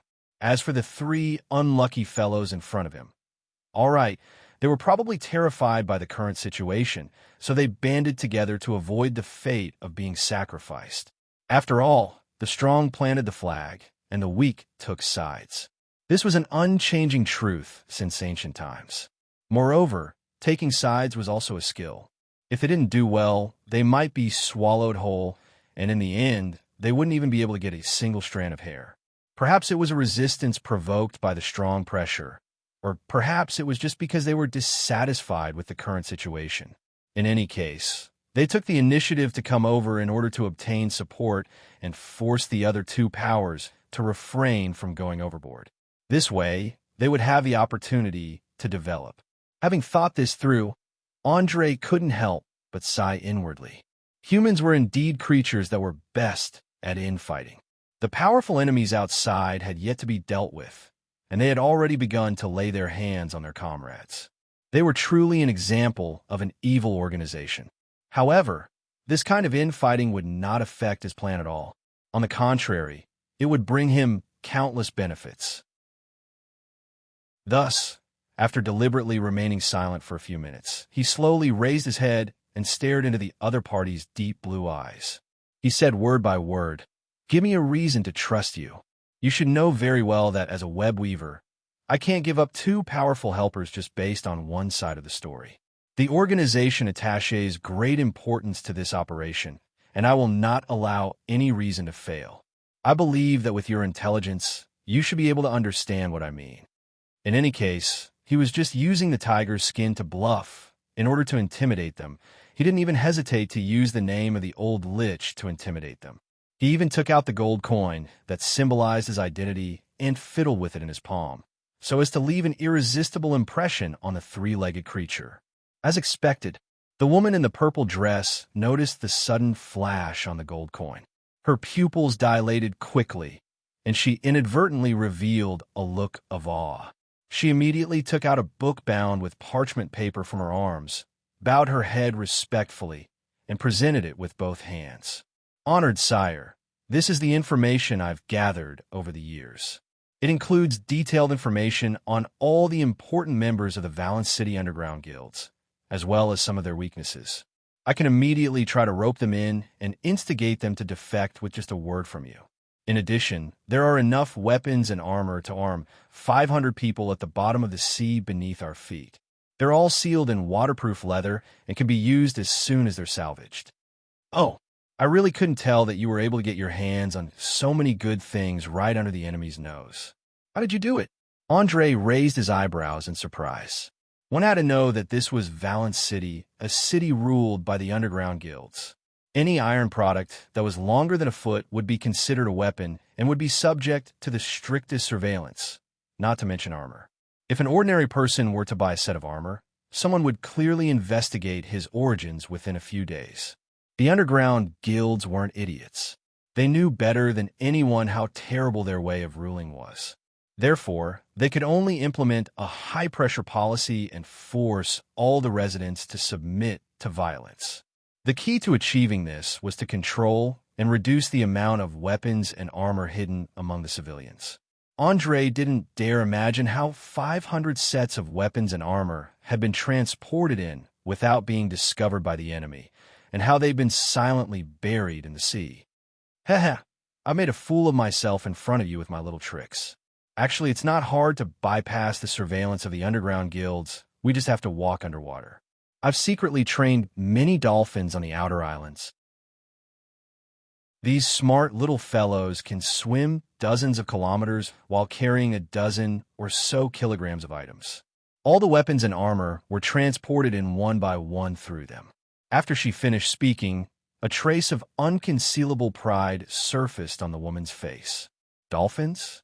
That's an unexpected, yet reasonable answer. Andre nodded as realization dawned on him. He'd heard of people training birds and dolphins to smuggle and sell drugs across borders. He hadn't thought that there would be people in this world who'd discover and make use of this. I've already shown all my sincerity. Please give me a definite answer. Will you support us and divide the powers in this area into 3, or will you give up on us and let the other 2 groups take over? Everything depends on your choice. Seeing that her talents have been affirmed to a certain extent, the woman immediately struck while the iron was hot and attempted to settle this matter just like that. Andre didn't immediately give an answer. Instead, he picked up the notebook and slowly flipped through it, pretending to be indifferent. At the same time, he secretly paid attention to the reactions of the 3 people below. He only closed the notebook when they were sweating profusely. He smiled and said, "Seeing that you're still useful, I'll try to give you a chance. Remember to grasp it well. If you don't meet my expectations, then this support may be withdrawn at any time. You should know very well that the organization doesn't need trash or liars with big mouths. Take care of yourself." Chapter 542. Of course. Don't worry, I won't let you down, and I won't joke around with my life. After hearing the affirmative answer, the woman's face instantly flushed red, and she immediately made a promise. She was so excited that her expression was overflowing, because she knew that she had won this gamble, and as long as she carried on step by step, it wouldn't be long before she could expand her influence by more than 3 times. The other 2 legs who had remained silent also hurriedly knelt down to express their gratitude. Although they had been neglected from beginning to end, at this moment, they also stood up and tried hard to show their loyalty. However, Andre had already heard too many of such cliches and had long been immune to them. He stood up and casually waved his hand. As he walked out, he said, "Well, I don't like to listen to empty flattery and nonsense. I pay more attention to practical actions. Today's conversation ends here. In addition, tell me your name, woman. Based on your performance today, you're already qualified to say your name in front of me. Teresa Morley. My name is Teresa Morley, Your Excellency. Please remember it. Soon it will become the name you hear most often, and may even become your most capable subordinate." After saying that, the woman in the pink dress took off her hat and bowed deeply. Her eyes revealed confidence and fanaticism. "Teresa Morley, I think I will remember it. I hope you won't disappoint me in the end." Andre turned his head and glanced at her meaningfully. He turned and opened the door, quickly disappearing at the corner of the corridor. As soon as he left, the fat man sat down on the ground and desperately wiped the sweat on his body. He gasped and sighed, "Damn it, Is this the legendary net weaver? Too scary. That aura makes me feel suffocated. Meow, I agree. He is 10 times scarier than Uhtred Alicorn. My legs are still shaking. Mia shrunk her neck in fear. Her 2 furry pointed ears stood up high, no different from frightened cat. Teresa glanced at her companion with disdain, and then reprimanded in a strict tone. Shut up. Is the net weaver someone you can judge? Did you forget what he said just now? To the organization, we don't have any privacy, so be careful what you say in the future. Cut the crap and quickly discuss what we should do next. You should know that our opponents are all difficult to deal with. Andre didn't know what the 3 legs had discussed after he left, and he didn't care whether they would succeed in the end. In any case, as long as he made his stance clear, all the members of the Shadow Net understood that no matter how powerful their subordinates were, they had to obey his orders. Otherwise, he only needed to give them a hint, and someone would immediately jump out to fight for him and bear all the possible consequences. From a certain point of view, this was the great benefit of having power. As long as his identity as the web weaver wasn't revoked by the old lich, no matter how much these feet tried, they wouldn't be able to escape from his grasp. After giving the other party a verbal promise, Andre once again returned to the basement of the old warehouse and finally had a good night's sleep. He didn't open his eyes until the next morning. In order to better conceal his identity, he quickly hired a group of people through Maurice and began to clean and renovate the place. With the support of half of Garrick's inheritance, the warehouse that was full of mold, spiders, and rats looked brand new in just a little over a day. The smelling of iron was also prepared, and the clanking of iron soon began to reverberate in the air above the alley. He didn't know if it was an illusion, but he suddenly felt that the security in the surroundings seemed to have improved. The number of beggars and hooligans wandering in the vicinity had decreased sharply, and there were even a few small shops selling groceries and food not far away. It was like a peaceful and serene residential area, and there was no sign of the dirty and messy appearance of a few days ago. Of course, other than the changes mentioned above, there were also more pedestrians. Many of them seemed to be very interested in the newly opened blacksmith shop, either approaching to observe or directly walking in to inquire. There were merchants, pirates, and gang members among them, and no one knew what they were up to. As a smart person, Andre dared to guarantee that more than 50% of these people were spies from various forces. As for the rest, they were either famous thieves in the city or swindlers who wanted to gain something without risking anything. None of them were really here to buy anything. Of course, the current situation was already within his expectations. Anyway, the blacksmith shop was just a cover. As long as he waited for the smuggler that Mabel mentioned before, Tim, to appear, he could close it down. Even though he already had a preliminary control of the Shadow Web's authority in the Sardinia Islands, Andre didn't trust them at all. Therefore, he never thought of letting them know about things like contacting his trusted subordinates. It was even best to keep his true identity a secret. This way, he could act unscrupulously in the end. Even if someone was lucky enough to escape in the end, he wouldn't know who to look for revenge. While thinking about how to deal with the gathering of feet tomorrow, Andre was mechanically waving the hammer and repeatedly hammering the blank. He didn't notice that the temperature had slowly dropped to a very dangerous level. If he didn't stop, it was very likely that he would break it. Hey, buddy, you're distracted. I think we should put the blank into the iron furnace to reheat it. Otherwise, it will break in a few minutes.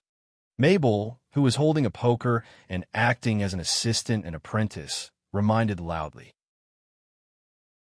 Ever since he woke up from his coma after losing control, his body didn't have any abnormalities at all.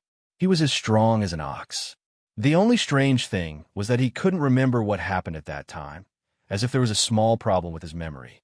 Fortunately, he didn't forget much. It was only the first few minutes of using the Berserk ability, and the impact on his whole body was minimal. However, Andre had a special feeling that there was something different about this young man, but he couldn't tell exactly what it was. In the end, he could only put it aside for the time being. After his profession as a mage recovered, he would do a comprehensive examination to see what was going on. One had to know that under normal circumstances, The berserk of a barbarian warrior wouldn't lose his memory, let alone lose control to that extent, especially when his eyes were bloodshot and filled with madness and tyranny. There was no humanity or rationality to speak of. He had to figure out what was going on. Chapter 543. Damn it. Hurry up and put in the water. Otherwise, I'm afraid this sword will be scrapped. Andre, who was dragged back to reality from his contemplation, hurriedly stopped hammering. At the same time, he instructed the other party to carry out the follow-up treatment. He sat on the stool at the side, picked up the cup, and gulped down all the water in it. Sweat flowed down from his forehead, making him look like he had just been fished out of the water. After all, it was officially June. The temperature in the south had reached about 30 degrees Celsius. Coupled with the heat wave emitted from the furnace, ordinary people would be drenched in sweat after a few minutes. Not to mention, it would consume a lot of physical strength to forge the iron. However, he knew that this kind of action was the best way to train a person's heart and lung function and arm strength. It was also beneficial to improve his melee combat skills. Therefore, no matter how hard it was, he forced himself to persevere until the sorcerer lifted the seal. Mabel, who was only wearing a leather apron, quickly threw the blank into the bucket. She wiped the sweat on her forehead and asked with a smile, "What are you thinking about that made you so engrossed in your thoughts? You even forgot that you're forging. This doesn't seem like something you would do." Andre put down the cup and wiped the water stains on the corner of his mouth. He shrugged helplessly. "It's nothing. On one hand, I'm thinking about the complicated situation. On the other hand, I'm worried about your physical condition." "Me?" Mabel pointed at herself inexplicably. Her face showed a puzzled expression.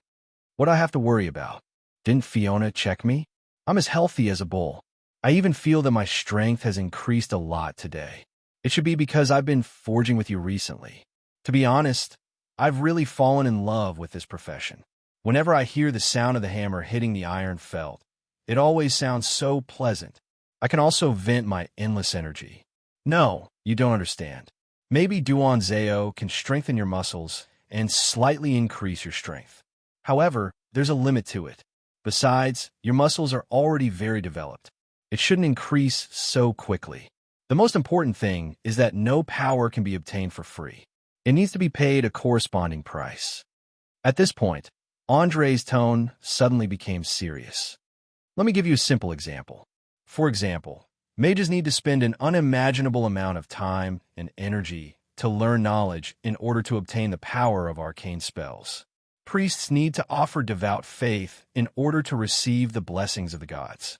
Warriors need to constantly hone their combat skills in order to become stronger. Thieves need to experience countless failures in order to learn how to approach their targets silently. There was nothing in this world that could be obtained without sowing. If one felt that it was easy to increase one's strength, it often meant that there was a trap, or the price one had to pay after the fact would be extremely painful. Promise me, unless you have no other choice, don't use your berserk ability again. It's too dangerous for both yourself and your enemies. You might even hurt your loved ones and comrades. I'm afraid you still don't know that Maris was almost smashed into meat paste by your shield. As for the poor Garrick, when we arrived, there was almost no way to recognize his original appearance from a corpse. To be precise, there were no traces of a human being at all. It was completely like minced meat. According to the standards of a normal human, it would be difficult to achieve such a level even if one were to use a hammer for a minute. However, you did it with a shield. Do you understand what it means? The series of detailed analysis made the young man, who wasn't very smart to begin with, feel a little confused. After a dozen seconds, he blinked his eyes and asked, "What does it mean? Is it amazing to be able to do this?" It was obvious that he had no concept of this at all. He didn't even understand the basic attributes of the Aurare's power system. Seeing the innocent look in his eyes, Andre sighed slightly and explained softly, "Of course it's amazing because it means that your physique has exceeded the limits of a human after going berserk. It's very likely that it has surpassed the limits of a barbarian. If we were to convert it to an accurate number, I think it should be between 21 and 22. In other words, when you go berserk, the endurance and explosive power of your muscles instantly increase by more than 4 times. You can completely lift an object that weighs close to a ton and throw it out. Because of this, Garrick, who was a level 5 warrior, was knocked to the ground and died without even being able to resist. To be able to let a descendant reach such a level before becoming a professional, only giants, dragons, high-level demons, high-level heavenly creatures, and other powerful and terrifying special creatures will be able to do so. Without a doubt, from your state of madness after going berserk, you definitely aren't a heavenly creature that leans towards kindness, nor do you look like a descendant of a dragon. After all, the descendants of these two have never gone berserk before. The only ones left are giants and high-level demons. No matter which one it is, it will have a huge impact on one's personality. The more you use it, the more you can release the evil nature hidden in your blood. Believe me, you definitely don't want to see yourself become more and more cruel and tyrannical. That's why you're finding a way to suppress it, where your heart is firm enough. Otherwise, reducing the number of times you use it is the smart thing to do. Perhaps others didn't know how terrifying it was when one's strength exceeded 20, but Andre, as a mage, was very clear. Think about it. How terrifying was a person who could use a light car as a weapon? If this wasn't enough, then think about the scene of someone throwing out close to 600 red brick-sized rocks. Once hit, even a troll with tenacious vitality would be turned into a meat patty, unable to return to normal for an hour or two. Of course, Mabel hadn't officially become a professional yet, which meant that she still had potential to be unearthed. As long as her talent wasn't too bad, it was only a matter of time before she turned into a human bulldozer. According to legends, legendary barbarian warriors could even tear down city walls with their bare hands. With a stomp of their feet, they could resist gravity for more than 6 seconds. Even if they collided with an adult dragon that was more than 12 meters tall, they wouldn't be at a disadvantage. They were basically no different from the Hulk in the movies. Even though he wasn't sure if Mabel would become a legendary barbarian warrior one day, Andre felt that even if she was only level 5, she could still take out an enemy who was 5 levels higher than her by surprise. After all, strength was a huge help in close combat. Unless one could guarantee that they would never block, it was enough to make most opponents lose their weapons. Chapter 544. Oh, my God. You're not joking, are you? I can lift something that weighs close to a ton? How is this possible? Mabel stared at her calloused hands in disbelief. She couldn't believe what Andre had said. She couldn't believe that she had the potential to become a hero when she was just an ordinary fisherman half a month ago. This was not strange. In Orire, if one wanted to become a hero that was sung by bards, one must first have extraordinary abilities, such as greater strength, better endurance, more agility, more intelligence, sharper senses, and so on. A special bloodline was the most important. Flipping through the dusty historical biographies on the bookshelves of the library, one would be surprised to find that almost half of the so-called great people, famous people, heroes, and even evil villains had various special bloodlines. Among them, the descendants of dragons, half-elves, and half-orcs appeared the most, followed by half-giants, half-ogres, and elemental descendants. Although there were very few of them, there were occasionally 1 or 2 talented people. Furthermore, many of the characters in the stories weren't humans at all. It was just like how many heroes would meet powerful companions to help them during their adventures. For example, beautiful and elegant elves, crude and straightforward dwarves, kind silver dragons, forest centaurs, treants, and so on. In short, if a purebred human wanted to make a name for himself, he would have to put in 10 times more effort than a half-human with a special bloodline. It sounded very unfair, as if some people were born to be great and could easily obtain unimaginable power in a short period of time. It was like the protagonist in a hot-blooded plot, who could make a huge leap after a few battles. The rest of the people could only take 1 step at a time. Perhaps after a fierce battle, they would silently fall in the wilderness and become nameless corpses without a proper funeral. Unfortunately, reality was often crueler. Many children of the poor were influenced by the plots of the heroic stories. They picked up an axe used to chop firewood and embarked on an adventure. In just a few days, they died in the first and last battle of their lives. In fact, similar things had happened many times on Earth. For example, Edison once said, "A genius is 1% talent and 99% perspiration." But the 1% talent is the most important, even more important than the 99% perspiration. In order to make it more inspirational, the educators hid the second half of the sentence, causing the meaning of the entire sentence to change completely. It made the students foolishly believe that hard work really could surpass genius. Little did they know that from the moment of birth, the gap between people had already widened. Not to mention the identity of their parents, just the difference in their own qualities was enough to create a huge gap. Think about it. What did an ordinary child do before the age of 10? They were probably either begging their parents to buy all kinds of toys and dolls or playing with mud with their peers. However, there was a small group of gifted children who could walk and talk when they were 5 months old. They could write fluently and play chess when they were 7 months old. They finished learning calculus when they were 3 years old and could speak 4 languages when they were 4 years old. What a terrifying gap. What many people couldn't do in their lifetime, for those real geniuses, they only needed to spend 1 to 2 years. It was like a chasm between heaven and earth. So what if they worked hard?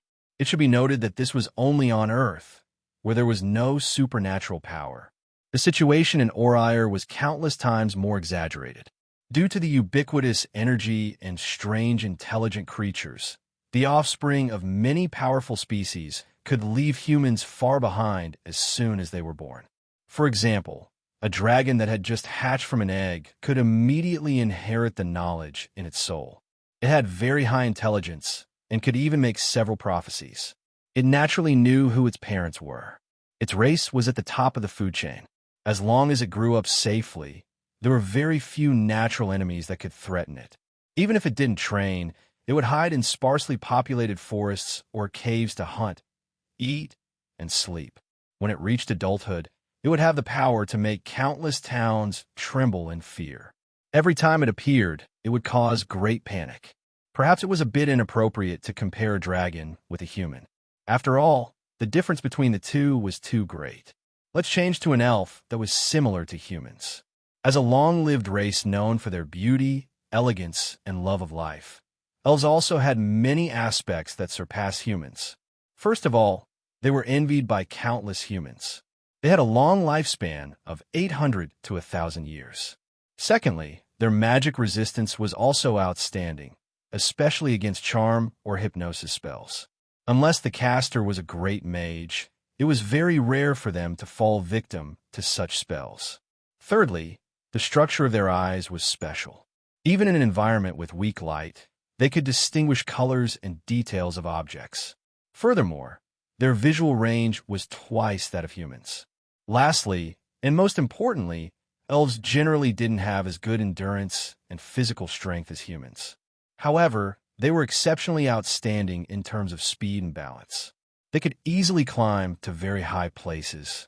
Outstanding talent, good physical attributes, a lifespan that was equivalent to more than 10 times that of humans, and a beautiful appearance. No matter how you looked at it, elves were far superior to humans. If it wasn't for their birth rate and growth cycle being too slow, coupled with the excessive consumption from several internal wars, perhaps humans wouldn't even have the chance to rise.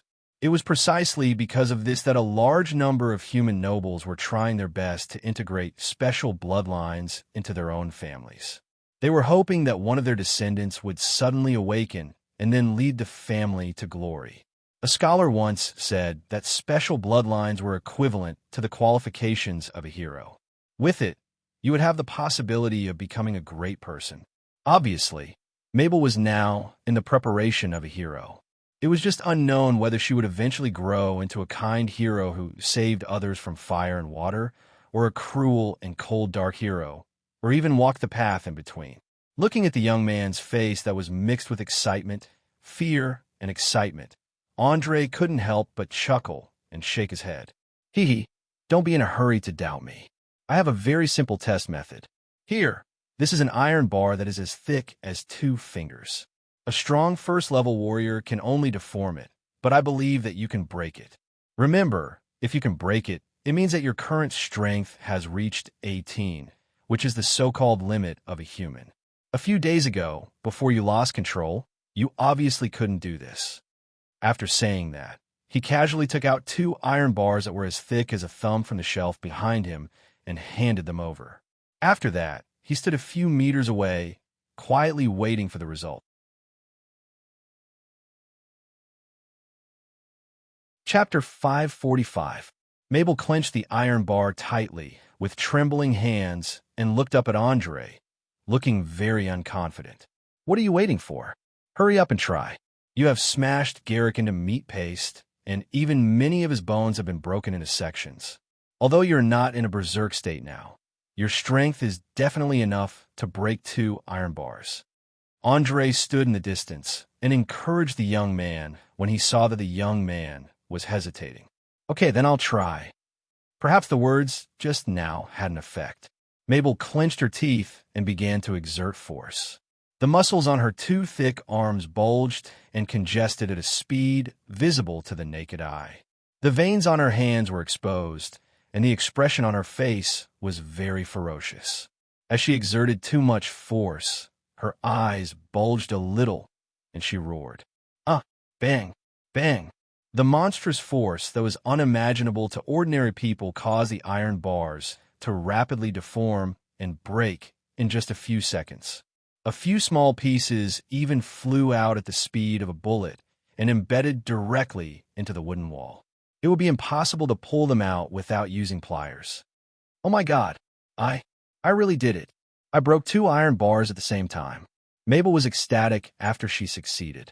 She could no longer hide the excitement in her heart and shouted happily. Andre walked to the side of the wall and carefully observed the part that was inserted inside. He soon discovered that the area around the fracture was slightly white, and it was also quite neat. This meant that the force was applied very quickly and very quickly. Before the steel could show its toughness, it was suddenly broken. This also meant that breaking 2 iron bars was far from the limit. After discovering this, he turned his head and looked at the young man who was immersed in joy. He lowered his voice and muttered to himself, "A descendant of a giant? Or a descendant of a powerful demon? It seems that I have really unearthed an amazing guy. Maybe I should carry out systematic training for him. Otherwise, I'm afraid that such good talent will be wasted." Just as Andre was thinking about where to find a qualified warrior mentor, Fiona had just come in from outside the door. She saw her brother in high spirits and hurried over to ask, "What's wrong? Did something happen to make you happy? Quick, tell me."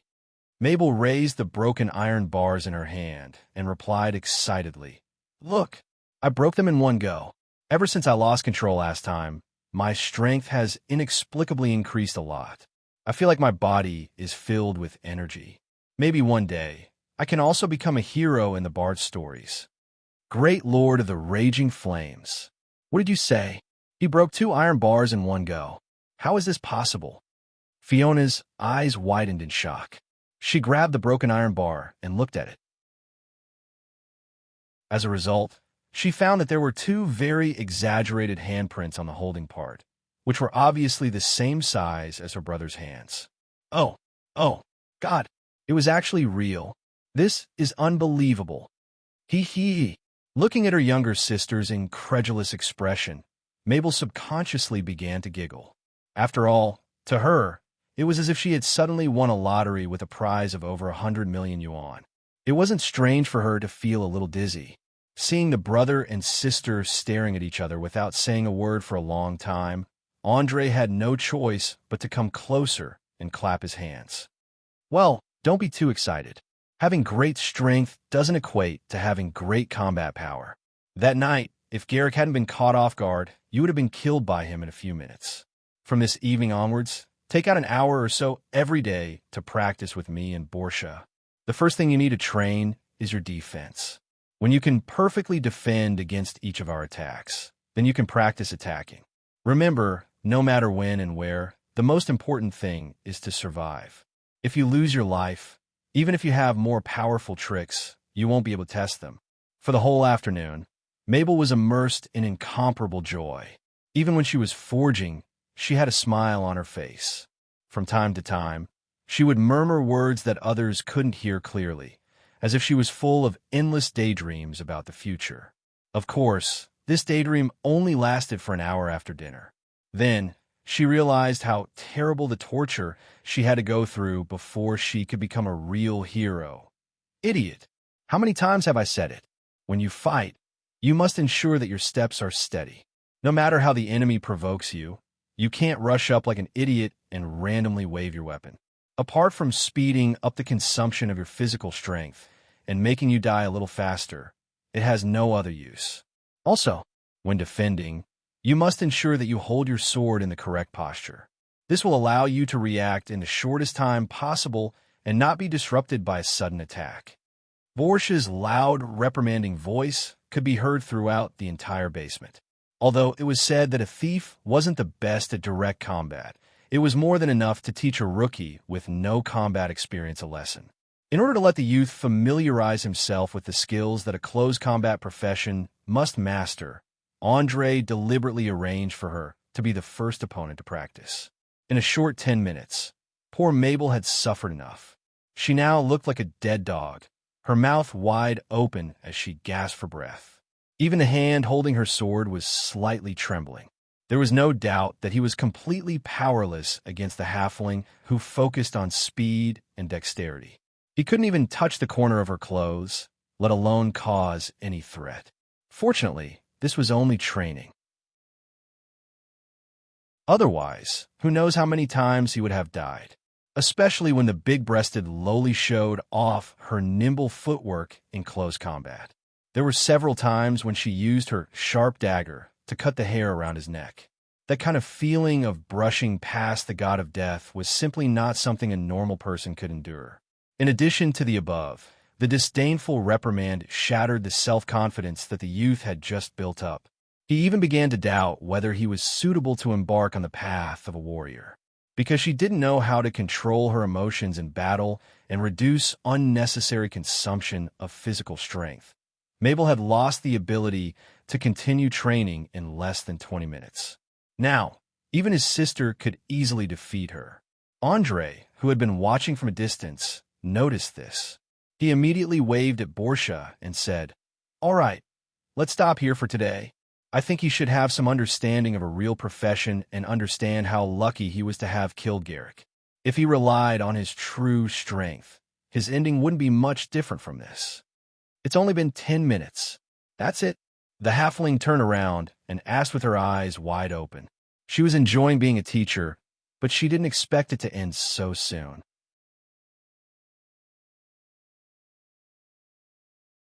Chapter 546. That's right. That's all. To be honest, as a thief, you're not suitable to be Mabel's instructor. His strength lies in his strength, while yours lies in your speed and agility. I just noticed that you seem to be teaching him some kind of combat footwork, but the effect wasn't ideal. Do you know why? Andre said with a playful smile on his face. Portia glanced at the youth resting on the ground and replied, "Do you even need to ask? It must be because he's too stupid. If it were someone else, they would at least be able to learn it." Hearing the halfling's evaluation, Mabel immediately smiled bitterly and shook her head. Perhaps it was because she was too tired, but she did not refute. She only wiped the sweat off her neck and continued to relax her tired muscles. "No, it's the exact opposite. There's a problem with the footwork you taught. To be precise, it's the combat footwork of a thief that can't bring out his strength advantage. So the more he learns it, the more awkward it will be, to the point where he can't even perform at his original level. Otherwise, he could at least last for 10 more minutes." Andre pointed out the problem with a single hit, not at all deceived by the superficial appearance. Although he was not a pure melee fighter, he could still see that this kind of footwork that purely pursued speed was not suitable for a frontal battle at all with the knowledge he learned from books, as well as his understanding of the human body structure and the principles of mechanics. Instead, it was suitable for quietly approaching the opponent from behind and then stabbing a fatal weapon into the opponent's vitals with lightning speed. The big-breasted lowly obviously knew this as well. She spread her hands innocently and said, "All right, what you said makes sense, but I only know this kind of footwork. If I don't teach him this, should I teach him how to use a short sword, a short knife, and a dagger?" Ha ha ha ha. Forget it. I've never heard of a famous warrior who chose a short weapon as his main weapon. How about this? Let's do a demonstration and let Mabel see the use of footwork in battle. Maybe we'll give him some inspiration. After saying that, Andre pulled out the thin sword that originally belonged to Neil and slowly walked to the center of the field. He saluted with his sword and then got into a battle stance. In fact, he had long wanted to find an opportunity to test out the skills of a halfling thief. Previously, he hadn't obtained a melee profession level yet, so even if he tried, he wouldn't be able to do much. However, things are different now. Perhaps it was unrealistic for a level 1 rogue blade master to defeat a level 5 thief, but it would not be a problem for him to test the waters. After all, the thief class had many skills, including picking locks, stealth, detection, setting traps, pickpocketing, searching for enemy information, forging documents, ambushing, nimble dodging in battle, and so on. Very few people could master all of these skills to the peak. Generally speaking, every thief would focus on training in a few areas according to the environment they were in. For example, thieves who sneaked around in the streets and alleys and stuck their hands into other people's pockets would have a much higher level of pickpocketing. Those who broke into houses and stole were often better at stealth, picking locks, and detecting traps. As for assassins who killed for money, they were especially good at using poison and assassination. Many people died silently in their sleep. According to Andre's analysis, Portia's stealth skills were superb. Coupled with the fact that she often broke into houses and stole for free, her stealth and picking locks must be superb. Otherwise, she wouldn't have been caught so many times. The only thing he couldn't be sure of was her ability to fight head-on. Even though she had participated in a few battles before, her opponents were too weak. She had gained an overwhelming advantage just by relying on her nimble movements and lightning-fast reflexes. Now that she finally had a chance, how could she let it go so easily? "You want to fight with me?" The halfling raised her eyebrows in surprise. She looked at Andre from head to toe, her eyes full of doubt. As an experienced veteran, she could tell that the other party didn't seem like someone who often wielded a sword. His posture was just like a textbook. He didn't even have a fixed personal habit. So how could he possibly be a match for her? "That's right, I want to fight with you. Come on, don't just stand there." Mabel is still waiting to learn something from this. Also, I'll kindly remind you, don't treat me as a rookie, or you'll be at a disadvantage. Andre was very clear about the doubts of the little fellow standing in front of him. He was even more aware of how awkward his current melee combat skills were to an experienced veteran. It was common knowledge that everyone would modify the moves they learned from their teachers according to their own conditions, so that they could be more suitable for themselves and improve their combat skills to the greatest extent. It was precisely because of this that warriors who had some skills would have their own unique characteristics. For example, some people had long arms, so they would make full use of this advantage to strengthen their thrusts. Some people were short, so they would often prefer to attack the lower body. However, Andre was different. All the knowledge and skills of a wandering swordsman were forcibly instilled. In other words, his every move was exactly the same as what was taught in books, giving people the illusion that he was a beginner. Portia's directness was very sharp. She quickly put away her careless attitude and asked with narrowed eyes, "Who's the teacher who taught you swordsmanship?" Maybe you won't believe it, but I actually don't have a teacher. I learned it by myself, according to the records and books. Let me reintroduce myself. I'm an out-and-out level 1 wandering swordsman. As soon as he finished speaking, Andre rushed forward and raised the rapier in his hand to stab at his opponent. His speed was fast and accurate, especially with the bonus from his footwork. Most people wouldn't be able to dodge in time. However, Portia's reflexes had long exceeded their limits. Just as the gleaming sword tip was about to pierce her skin, she swung her dagger and parried the fatal blow. Then, using her right foot as the center of gravity, She leaped into the air and kicked Andre's wrist, attempting to force him to retreat.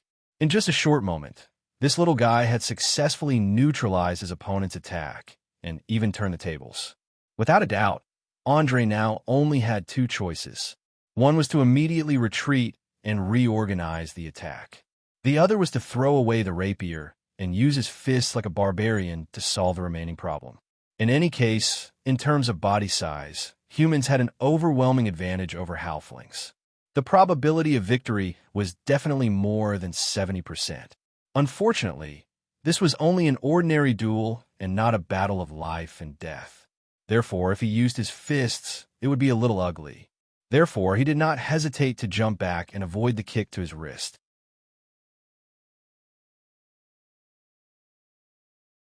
Chapter 547. Damn it. You were forced to launch a sneak attack. I wasn't ready. As soon as she landed on the ground, Bosha yelled angrily. From the lingering fear in her eyes, it could be seen that the attack just now had really frightened her. Hee. The real enemy won't wait until you're ready to attack. Besides, I've reminded you just now, so don't find excuses for your carelessness. After saying this, Andre turned around and used a meaningful tone to instruct Mabel. Did you see that? Don't be obsessed with defeating your opponent head-on in battle. You can use any means you can, such as launching a sneak attack, kicking up the dust or sand on the ground, spitting at your opponent's eyes, and so on. As long as you can win, it's fine. Moreover, even if you perform righteously, your enemy won't be moved. They will only continue to use all kinds of methods to kill you. In this world, losers have no future to speak of and have no value in being remembered. Remember this well. It can help you survive many terrible situations. Becoming a hero in a story isn't as simple as you think. The darkest truth has long been covered up. You have to learn to use your own eyes to distinguish what's true and what's fabricated lies. Unscrupulous in order to win. Mabel nodded thoughtfully, as if she had understood something. However, with her intelligence level and knowledge, it would take a long time for her to completely digest it. Seeing that the young man did not reject the ideas he had instilled, Andre immediately revealed a satisfied smile. Although he admired those who would rather die for their principles, he did not want to become one of them. He was even more unwilling to let his friends and subordinates pay the price with their lives. Principles were a very heavy thing. It represented the bottom line that someone had set for themselves in their heart that they could not cross. For example, paladins would not be afraid even if they encountered an evil dragon, nor would they turn around and flee in order to survive. They themselves acted on the principles of order, kindness, and courage. Therefore, even though they knew that it was very likely that they would die, they would rather take the initiative to sacrifice themselves for the beliefs and perseverance in their hearts. For most people, such sentiments were noble and unattainable, as dazzling as the noon sun. But no one knew how painful the price the Saint Samurai had to pay behind the dazzling halo. According to incomplete statistics, more than 50% of Saint Samurai families eventually broke up because they had sacrificed so much selflessly that they could not find time to spend with their families. As a result, couples eventually became strangers, and some even unknowingly wore green hats. In addition, the terrifying mortality rate was also an important problem for the Saint Samurai. As warriors who had always been standing on the front line against evil, they never knew what compromise was or retreat was. Once they discovered the power of evil, they would not hesitate to rush up and fight it to the death. Just look at the tombstones of the paladins erected in the churches of the good gods. In fact, the number of paladins who lived to natural death was pitifully small, probably not even 10%. There was a good saying that one had to pay a corresponding price if they wanted to gain more. It was also because they had paid such a heavy price that the Saint Samurai had become the object of admiration of countless civilians in the world. Often, they could attract countless responders with a wave of their arms. In terms of personal prestige alone, even the king could not compare to them, since the Saint Samurai were so great. But how many people could really become one of them? Unfortunately, there might not be one in 1,000 people. After all, selfishness was human nature. It might be easy to get them to praise the spirit of selfless sacrifice, but it was very difficult to really get them to sacrifice everything, even their lives. As a mage who had mastered supernatural powers, Andre had never expected to one day obtain a personal reputation as high as that of the Saint Samurai, and he regarded things like principles as poisonous as scorpions and snakes. He had seen old people who had fallen into debt for the sake of principles, almost bringing their whole families to beg on the streets. He had also seen criminals who gave up all their bottom lines for their families and did not hesitate to risk their lives. If there really came a day when he had to make a choice, he would rather be the latter, stealing, robbing, and using unscrupulous means to obtain wealth than be willing to let his family suffer with him for the sake of so-called principles. As for the matter of life and death, it was needless to say.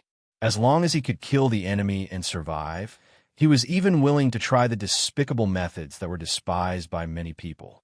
At the same time, he also hoped that the people around him would adhere to this philosophy, so as to minimize the probability of death to the greatest extent.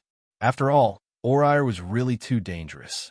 Not to mention the prehistoric beasts at the top of the food chain, and not to mention the conspiracies that were secretly brewing in the dark. Just the goblins and kobolds that could not be wiped out no matter how hard they tried was enough to cause great harm. Don't think that they were all trash. Any adult male could take on one or two of them with a wooden stick, but these timid little monsters never liked to appear alone.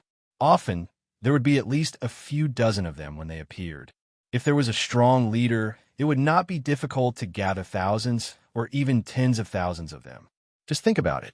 What would happen if you encountered thousands of goblins in the wild? The answer was simple.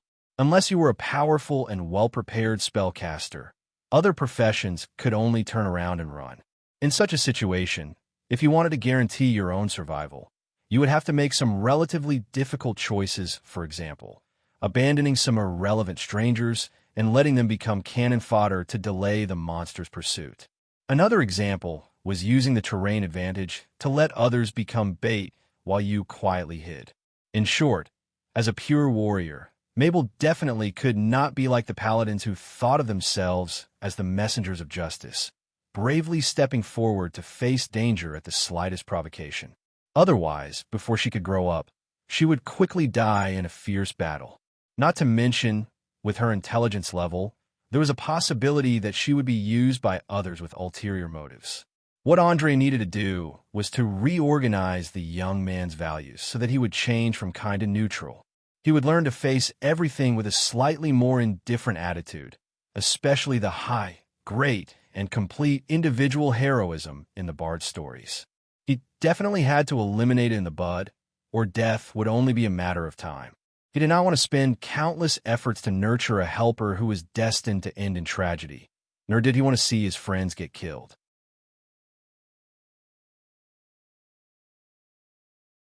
Chapter 548. The quick-witted Podia had obviously noticed this. Her lips curled up slightly, and a cunning glint flashed in her eyes.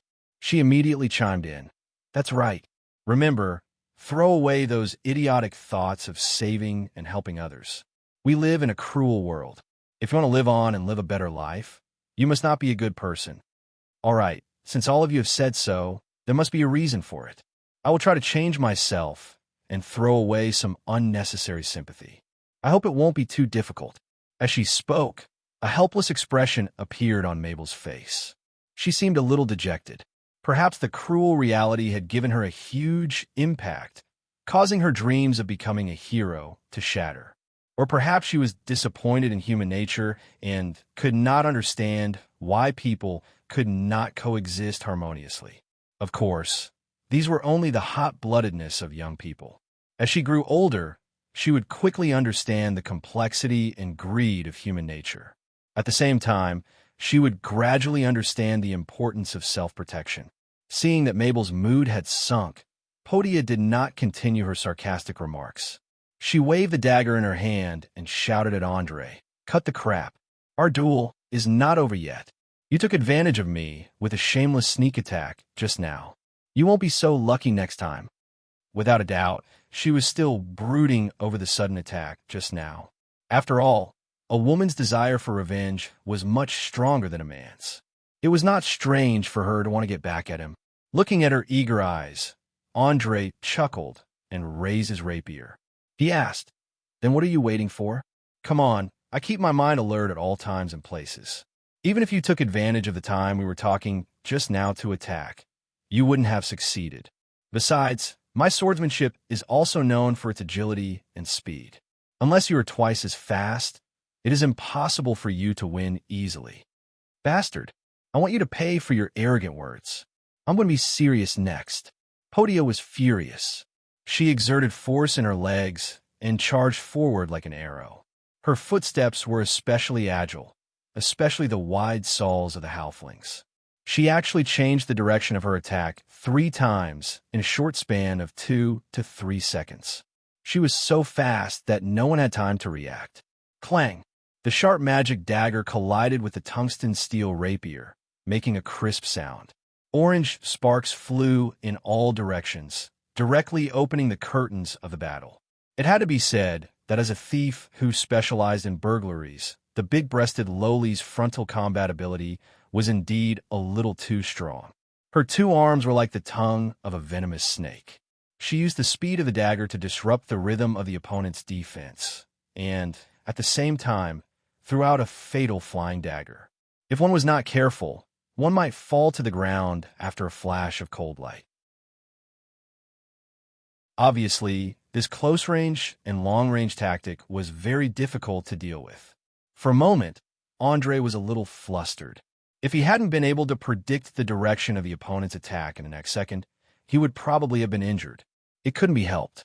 The halfling's agility was originally higher than Andre's, so whether it was the speed of her attacks or her footsteps, she was a little faster. In addition, she deliberately wanted to make Andre suffer a little. It was as if her whole body had been turned on, and in the end, even a faint afterimage appeared. However, Andre was also not to be trifled with. The rogue swordsman's natural advantage in one-on-one combat was fully utilized to the extreme. Although he looked a little tired, his defense was tight. A full minute had passed, and he didn't show any signs of being defeated. He forcibly held on until the opponent stopped attacking. "Damn it! Damn it! Damn it! Your movements are too strange. All of your defensive postures are exactly like a textbook." Podia, who was panting, gritted her teeth and cursed. Only she knew that the ferocious attack that could have sealed the victory was blocked by Andre, who seemed to be barely able to do so. She also knew how difficult it was to maintain the basic movements without changing shape. Generally speaking, those who could do so were either complete idiots or geniuses. After all, there were only 3 elements in cold weapon combat: strength, speed, and skill. The first 2 relied on the body's natural talent, and it was very difficult to improve through training. The last one relied on the accumulation of long-term practice. The richer the combat experience, the better the skill. As everyone knew, when an action was practiced thousands of times, it would be memorized by the body and become a kind of instinct. The next time it encountered the same situation, the body would automatically react. This method was called muscle memory. Although muscle memory was easy to say, it was very difficult to actually do it. In the process of practice, the muscles would become tired. Fatigue meant that there was no guarantee that the movements would be exactly the same from beginning to end. After a long time, it was inevitable that there would be some distortions, and these distorted movements would slowly become a part of muscle memory. In addition, as the number of battles increased, everyone would adjust according to their own feelings. Therefore, many of the standard movements recorded in books would basically look wrong after a few years. However, they had forgotten that the basic reason why standard movements were called standard was that they had been tempered by countless masters. They were recognized as the most labor-saving and fastest moves. Although changing without sufficient experience could temporarily improve one's combat level, it would leave behind a huge hidden danger. It could be a fatal flaw in one's defense, or it could be an inability to control one's strength. One day in the future, one would taste the bitter consequences. The reason why Andre could defend against Podia's attack, other than the fact that the rogue swordsman was good at reading and predicting the opponent's movements, was that his skills were all from the textbooks. There was not a trace of distortion, so naturally, his reaction was a little faster. How do you feel? Do you need me to let you sit down and take a breath, then drink some water? Andre teased with a playful tone as he looked at the exaggeratedly proportioned twin peaks on her chest. Although his arms were a little sore and numb at the moment, he still did not want his opponent to have time to rest. Therefore, he deliberately provoked her. He believed that with the impulsive personality of the halfling, he would definitely not be able to resist the urge to attack again. But unfortunately, he miscalculated this time. The halfling had very sharp intuition. He did not rush forward as expected. Instead, he adjusted his state of mind while cautiously observing and calming his chaotic breathing. For a thief, the rhythm of a battle was the most important part. Once they fell into the enemy's control, it would not take long for them to be completely defeated. After all, they were not warriors, and most of the weapons they used were short weapons like daggers and short swords. Therefore, they absolutely could not give up the initiative.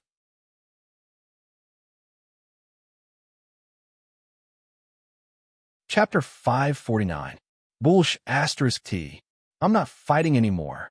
I hate turtle shell-like defense like yours the most. Tell me, how did you manage to maintain your basic movements without changing shape? Bosha hesitated for a few minutes before finally seeing through Andre's scheme. She sheathed her weapon and acted shamelessly. She was very clear that she had used up too much of her physical strength when sparring with Mabel. In addition to the fierce attack just now, if she continued, it was very likely that she would fail miserably. Therefore, she wisely chose to stop. Of course, more importantly, she was completely unable to determine Andre's true combat level. Therefore, she appeared to be somewhat fearful. Moreover, this was only a spar. There were many sinister moves, such as kicking the lower body, sprinkling dirt on the eyes, and so on. She simply could not use them freely. In a situation where she did not have a 100% chance of winning, she did not want to fall into an endless protracted battle to prevent accidentally exposing her life-saving trump card. Seeing that the halfling had put away her weapon, Andre could only smile and shrug his shoulders as he replied, "Well, since you don't want to continue fighting, then let's stop here for today. We'll continue when you're in the mood. You must know that I was very interested in your smooth attack just now. It felt as if you were dancing on the tip of a knife. Can you tell me about this combination of long-range and close-range tactics? Did you create it yourself, or did you learn it from someone?" To be honest, he did not expect that throwing knives at close range could actually cause such a huge threat. As the two of them were very close, not only did it increase the concealment of a sudden attack, but it was also very difficult to dodge. Even if he could barely block it, he would not be able to cope with the subsequent close combat. Obviously, this was a complete set of combat system that had been used for a long time and improved many times. From the footwork to the flexible moves, it was considered a relatively mature technique and was definitely not something that was improvised. You have good eyesight. This is a technique that I created myself, called Sting. To tell you the truth, you're the first person who managed to block all of them. At the same time, you're also the first person I've seen who's still alive. Previously, those fellows either died from flying daggers through their throats or had their vitals pierced by short swords or daggers. Portia explained proudly. However, she did have the right to be proud of herself. After all, only geniuses or masters could create a complete set of fighting techniques based on one's own characteristics. Ordinary people could barely learn one or two footwork techniques and integrate them into fierce battles, which was already very impressive. Even though Sting still looked very simple, it already had the intention of opening up a new path. At least until now, Andre had not seen anyone using a similar technique. Therefore, he nodded thoughtfully. An excellent attacking rhythm. If you can speed it up a little, I'm afraid I won't even last 30 seconds. But I don't know if you've noticed that it would be better if you replaced the throwing knives with a crossbow. As long as you smear anesthetic on the crossbow bolt, you can effectively solve the problem of insufficient lethality. As half a technical enthusiast, He directly gave his own suggestion. One must know that throwing knives either required a forceful shake of the wrist or a large swing of the arm. Otherwise, even if it was thrown out, it would not have much lethality. It was also because of such obvious starting movements that Andre could make a prediction in advance and calculate the direction according to the angle before finally blocking with his weapon.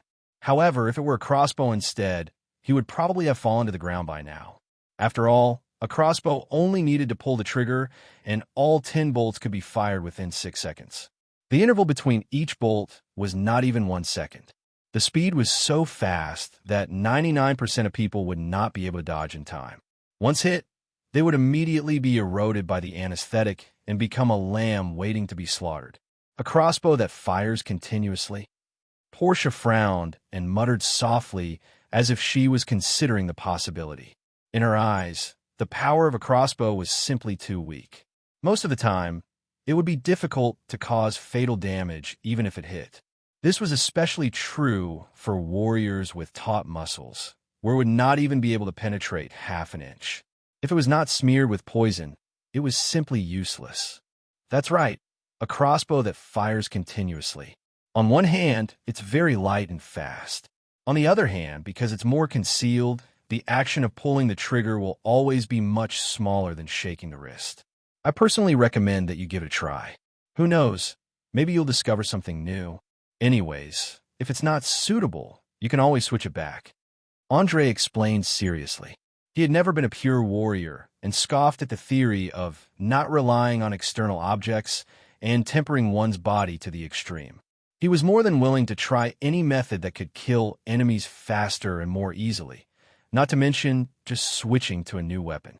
Perhaps it was the halfling's curiosity that had flared up, but Portia readily agreed after a few seconds of consideration. Sound good. The most important thing is that you won't lose anything. However, it's not easy to get a crossbow in Valen City. In order to prevent assassinations aimed at themselves, the underground guilds strictly restrict all long-range weapons. Not to mention crossbows, even longbows used for hunting are pitifully few. Apart from pirates, normal citizens can only use short bows with extremely short range at most. Andre pointed at himself and laughed heartily. Haha, have you forgotten that I'm a blacksmith? Be at ease and wait for a few days. I guarantee that an exquisite crossbow will appear in... He hadn't finished speaking when he suddenly saw Fiona hurriedly running over from the stairs. She ran while saying, "Look, a stranger just delivered a letter. He claims to be one of Mara's subordinates and told me to pass this letter to you." "Oh, let me see."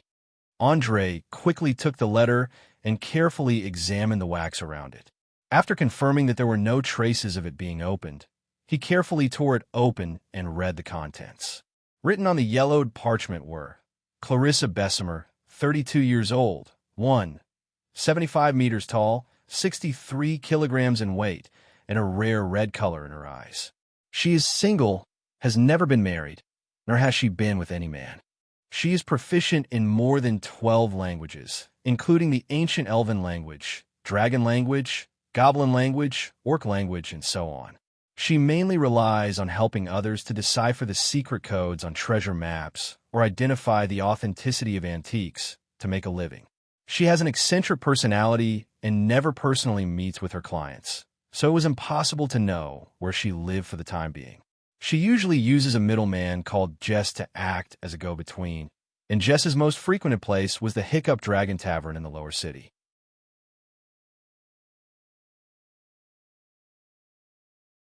Chapter 550. After reading a few lines of words, Andre threw the letter in his hand into the furnace, and it burned to ashes in the blink of an eye. Looking at the scene of sparks dancing in the air, the corners of his mouth curled up slightly as he muttered to himself, "I've finally found the codebreaker expert.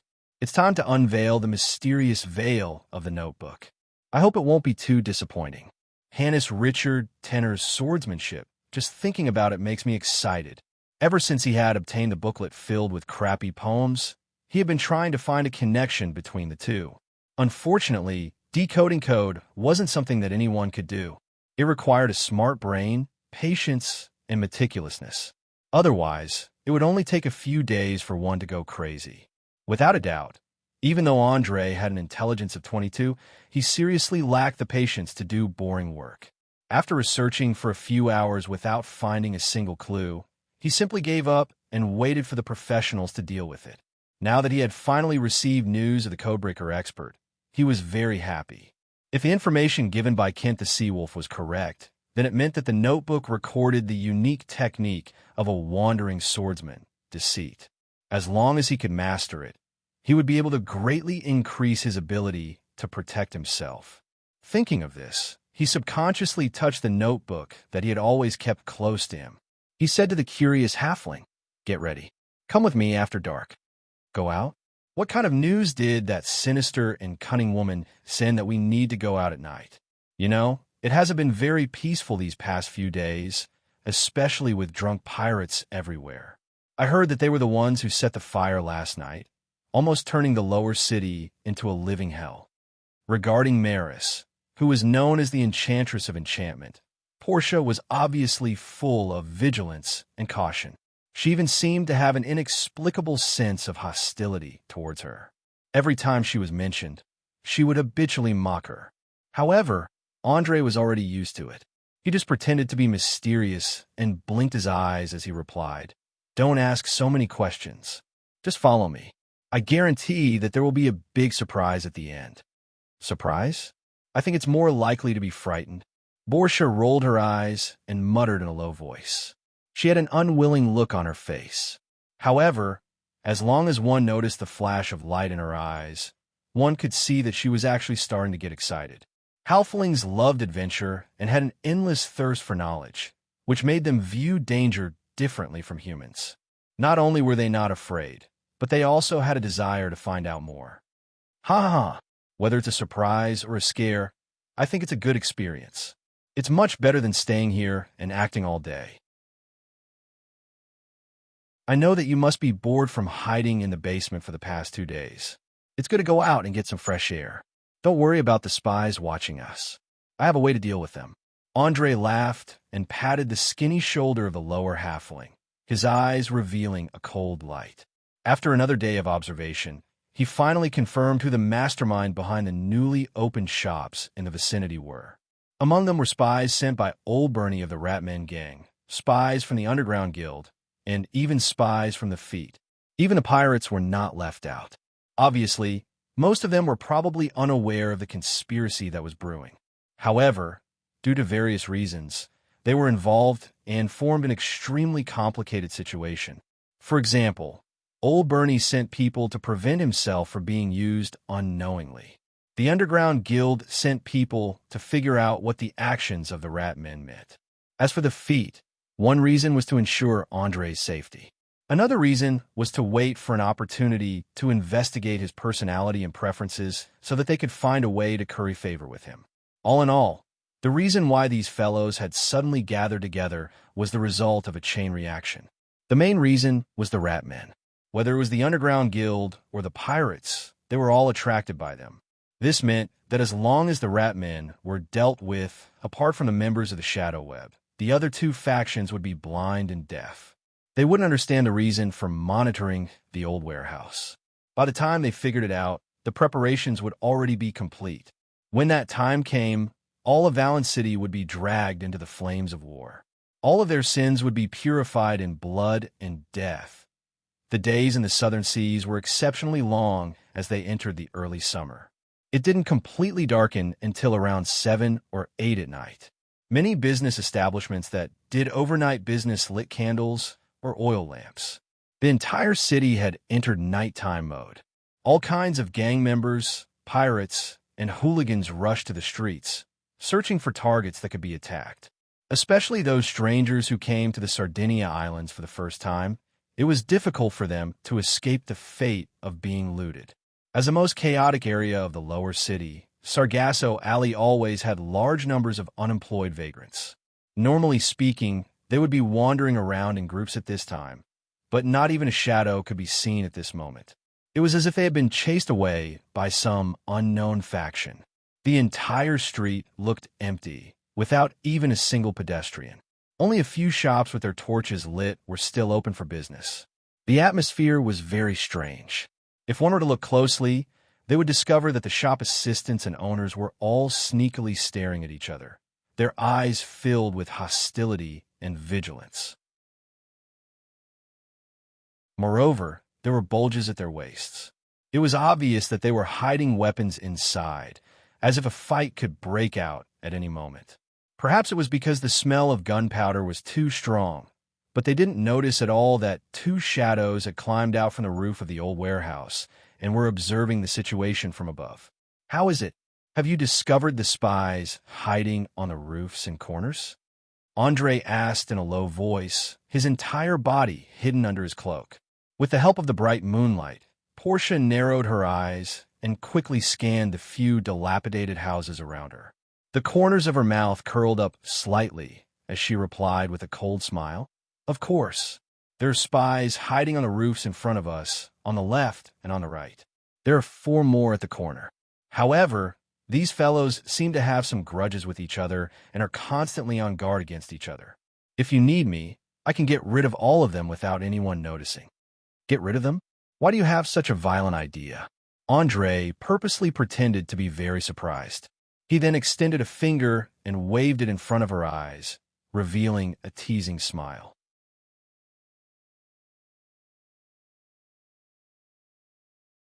Chapter 551. No, no, no. I don't need to kill them, nor do I need to resort to violent means. Pay attention to this hostile atmosphere. In fact, I think the current situation is rather interesting, but at the same time, it's also rather subtle. It's like a house built with blocks of different sizes. As long as a small piece is removed from the middle or bottom, it will instantly collapse. Don't you think it's more interesting to stir up conflict between them, or to help light a fire? I guarantee that with the current situation, just a spark is enough to blow them up. We just need to sit at the side and watch the show. Why should we stain our hands with blood? Oh, damn it. You're really a demon through and through. You can actually think of such a sinister method. But, I like it. Hurry up and tell me what we should do. I can't wait to see the scene of them fighting each other. Portia wasn't a blockhead like Mabel. In just a few seconds, she understood the meaning behind Roland's words. An eager expression appeared on her cute face. Andre smiled playfully and pointed at a man wearing brown leather armor at the end of the alley. "Do you see that guy? Go behind him and stab his thigh with a throwing knife. Then you can come back. All that's left is to wait for a chaotic battle between multiple parties." Portia carefully sized up the target for a few minutes and asked curiously, "Why did you choose him? You must know that there are as many as 7 people around us that we can attack. The closest one is only 15 meters away from us, but you chose the furthest one." "Why?" Your curiosity isn't small at all. All right, I'll explain the reason to you. Listen carefully. First of all, this person seems to be more nervous than the other 6. Look at his right hand. It hasn't left his weapon since the beginning. The muscles of his 2 legs are also tense, and his walking is very stiff. Do you understand what this means? It means that he isn't a rookie. There must be some enemy in the surroundings that makes him nervous. Otherwise, it's impossible for him to always be in a state of high alert. No matter which of my guesses was correct, he was far more sensitive than the others. Often, even the slightest provocation would cause a chain reaction. For example, he would go berserk and attack the nearby enemy faction. That was exactly the result that I wanted. Many times, I don't need to do it myself or use violent means to kill people. I prefer to use the misunderstandings and complicated situations to achieve my goals. Do you understand my explanation? After saying that, Andre revealed a deep gaze and a faint smile on his lips. It was as if he was mocking the other party's stupidity and overestimation of his own strength, but also as if he was enjoying the thrill of using intelligence to crush the enemy. After figuring out the reason, Portia shrugged with a smile. I think I understand. You wait here, I'll be right back. I hope this guy won't disappoint. As soon as she finished speaking, she slid down the side of the chimney to the ground and quickly escaped into the shadows. In the blink of an eye, she disappeared from Andre's sight. She didn't make a single sound during the entire process. Her feet, which had undergone strict training, automatically avoided all obstacles that could cause sound. Her movements were as accurate as a radar. A distance of a few dozen meters was very short. Even a teenager would need less than 10 seconds to run, not to mention a thief whose agility exceeded that of an ordinary person. Andre didn't even feel the passing of time. He immediately heard the man not far away screaming like a pig being slaughtered. "Ah, bastard! Sax! Sax, come quickly! The enemy is attacking me." "What? Who? Who dares to attack our guild? Are you tired of living? Damn it! Don't tell me those rat men are going to cause trouble again." The man called Sax rushed out of a grocery store with 5 of his subordinates. He quickly ran to his companion's side and helped him stop the bleeding. At the same time, he used his bloodshot eyes to stare at the small shop selling handicrafts opposite, full of hatred. Obviously, this was the place where the rat folk had planted their spies. To the underground guilds, their identities were not a secret at all.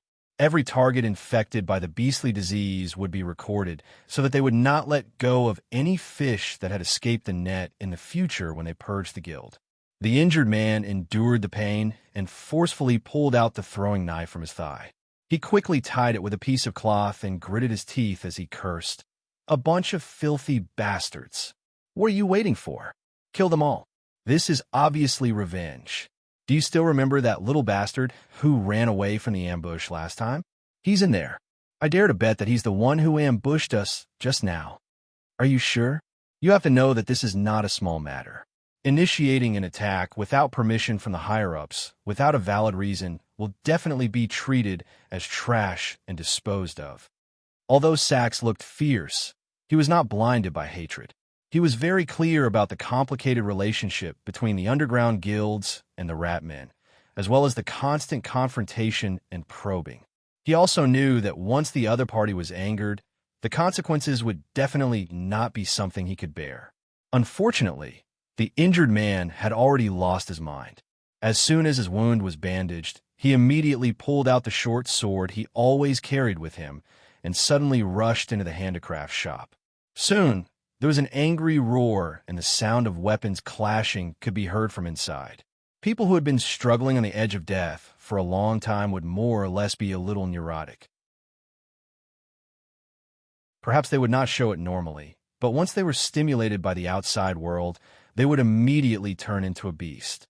As a leader who often carried out dangerous missions, Sax could understand that this kind of extreme behavior was actually the eruption of one's tolerance limit. There was no way to stop it at all. It would only stop if it was completely vented.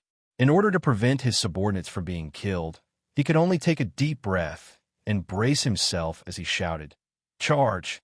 All of you charge! Let those filthy rats know that the dignity of the guild is not to be offended. Kill! Kill! Kill those filthy beasts! Cursed blood flows in their bodies. They don't deserve to live in this world." The members who were sent to monitor the movements of the rat men were basically the elites of the underground guilds. Moreover, due to the long period of probing each other, it was inevitable that there would be casualties. The accumulated grievances between the two sides had reached the point where they would not rest until one of them was dead. Therefore, once the order was given, they immediately roared and charged. In a short while, a chaotic battle had broken out. From inside the shop to outside, from the roof to the ground, more than a dozen people armed with sharp weapons were engaged in a chaotic battle. The alleyway that had finally quieted down was in chaos.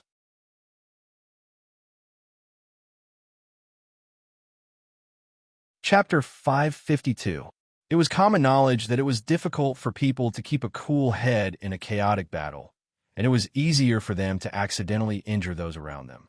Not even 3 minutes after the underground guild and the rat men started fighting, the other shops on the side of the road were also drawn into the fray.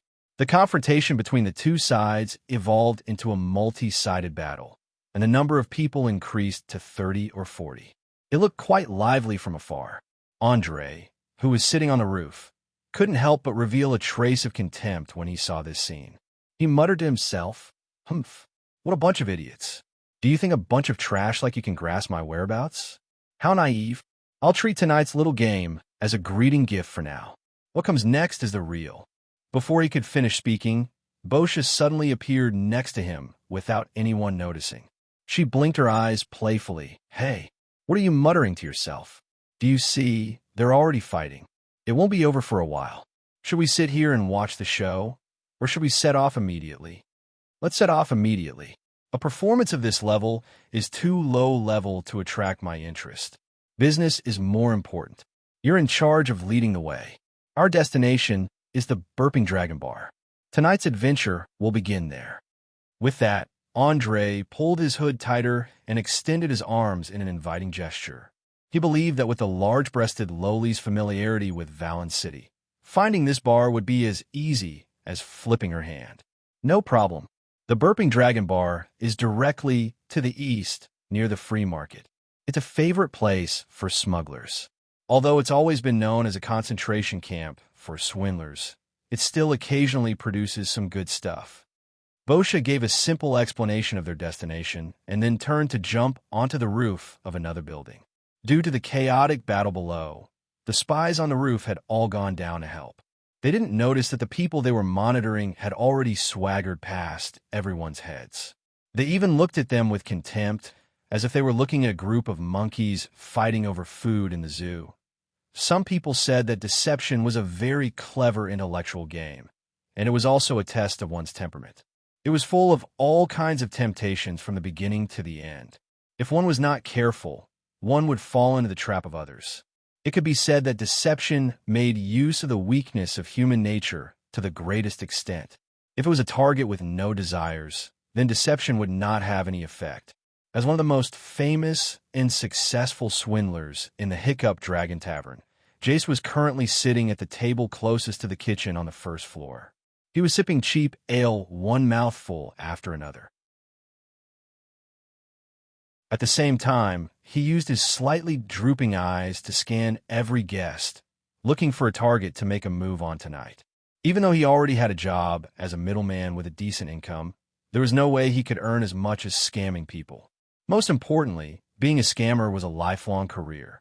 Once he chose to be a scammer, he would never be able to return to being an ordinary person again. This was because swindlers often enjoyed the process of deception.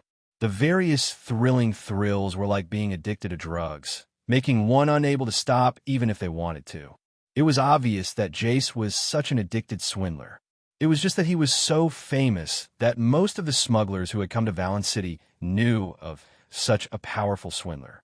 Unless it was a completely new face, others would immediately turn and leave when they heard his name.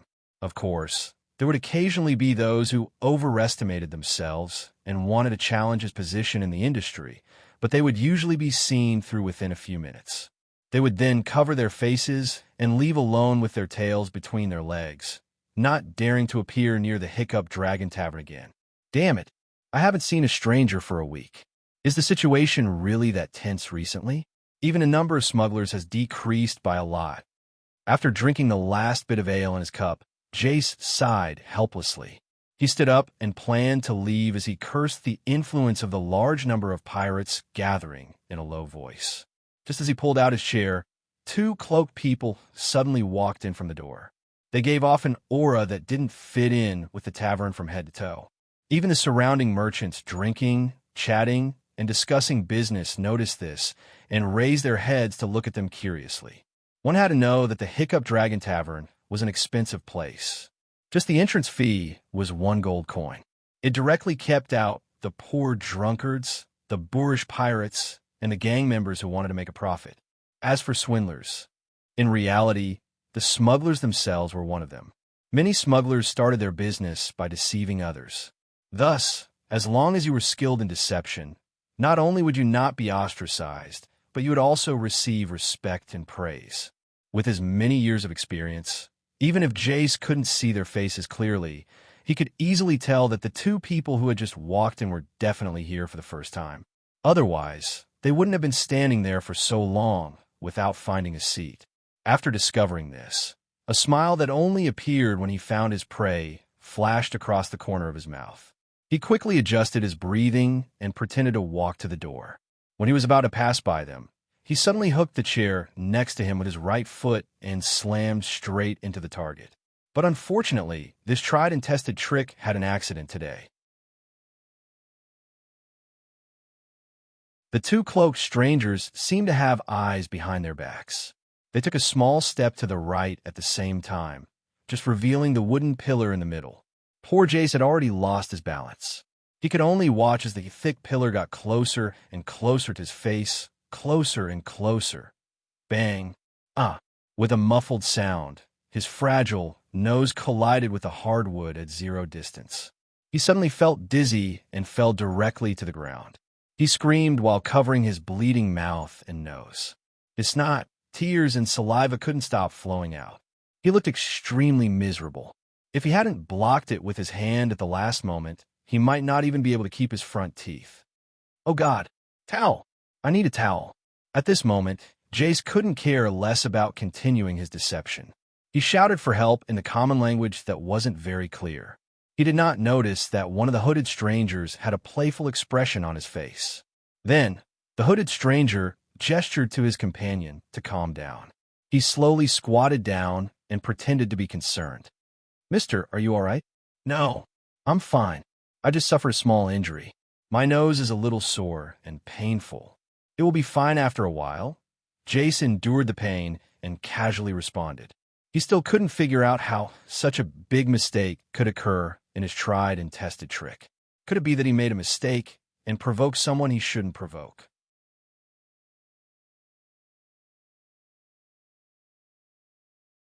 Chapter 553. As a matter of fact, the two strangers were none other than Andre and Borsha. Since they were professionals who specialize in agility, and their sensory organs have been honed in dangerous environments for a long time, it would be difficult for them to hit the target even if they were shot from a few meters away, let alone this kind of old-fashioned collision. Of course, the most important thing was that although Jess was skilled in deception, he didn't have an exceptional physical constitution. A little trick like the one just now wasn't even an appetizer. Moreover, Borsha was the best thief in all of Valen City. She'd noticed that someone was observing her from the moment she'd entered the room. If it wasn't for Andre stopping her, she would have already made her move and broken at least one or two bones. "Here, I happen to have a handkerchief here. Take it and wipe the blood off your face first. You don't look too good right now, especially your nose. If you don't get treatment in time, it's very likely that you'll be disfigured," Andre said as he handed over a silk handkerchief embroidered with delicate patterns. This was one of the few items he had that were well preserved. Even though it had faded a bit from being soaked in the sea for a long time, it was still possible to distinguish its value in the eyes of an expert. Swindlers, especially those who were skilled in their methods, were bound to have a lot of relevant professional knowledge. Identifying the value of an item was the most basic of the basics. The moment Jess touched the smooth silk, he immediately understood the value of a handkerchief like this. Moreover, the delicate embroidery on it fully indicated that the other party wasn't cheap and might even be the son of a noble. After realizing this, he hurriedly plugged up his bleeding nose and bowed in a somewhat sorry manner. "Thank you very much for your help. You must know that there aren't many gentlemen as enthusiastic and courteous as you in Valen City. I'm really lucky to have met you today." It was obvious that this fellow finally couldn't restrain his restless heart and was planning to make a move on Andre in order to make a big profit.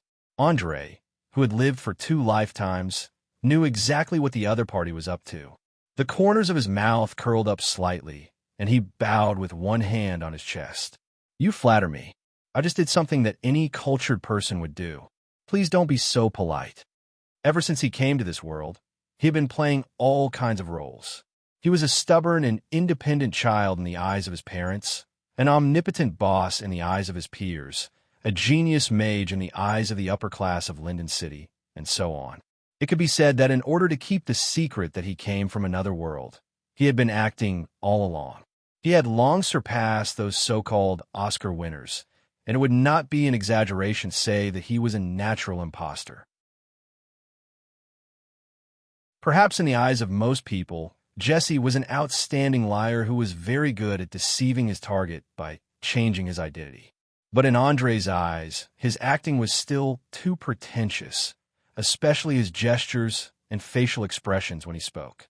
They were even more exaggerated than the actors in melodramatic TV dramas. But it was a pity that Jesse didn't know this. He still pretended to be enthusiastic and said, "No, no. As a cultured person, I must treat you to a drink to express my heartfelt gratitude. Please don't decline no matter what." In that case, it would be impolite of me to decline. Andre accepted the other party's invitation with a smile. In fact, he was just a little curious about the differences between the liars in this world and those on Earth. Perhaps he could learn a lot of useful things. Don't underestimate swindlers. In fact, many outstanding diplomats, explorers, and politicians in history were all swindlers. They used flowery words and exaggerated descriptions to get the rich and powerful upper class to support them. The most famous example was Columbus, who discovered America. This guy claimed to be able to discover another route to India and promised Spain that he would bring countless spices and gold to the entire kingdom. However, in the end, the queen almost went bankrupt and even sold a lot of her jewelry.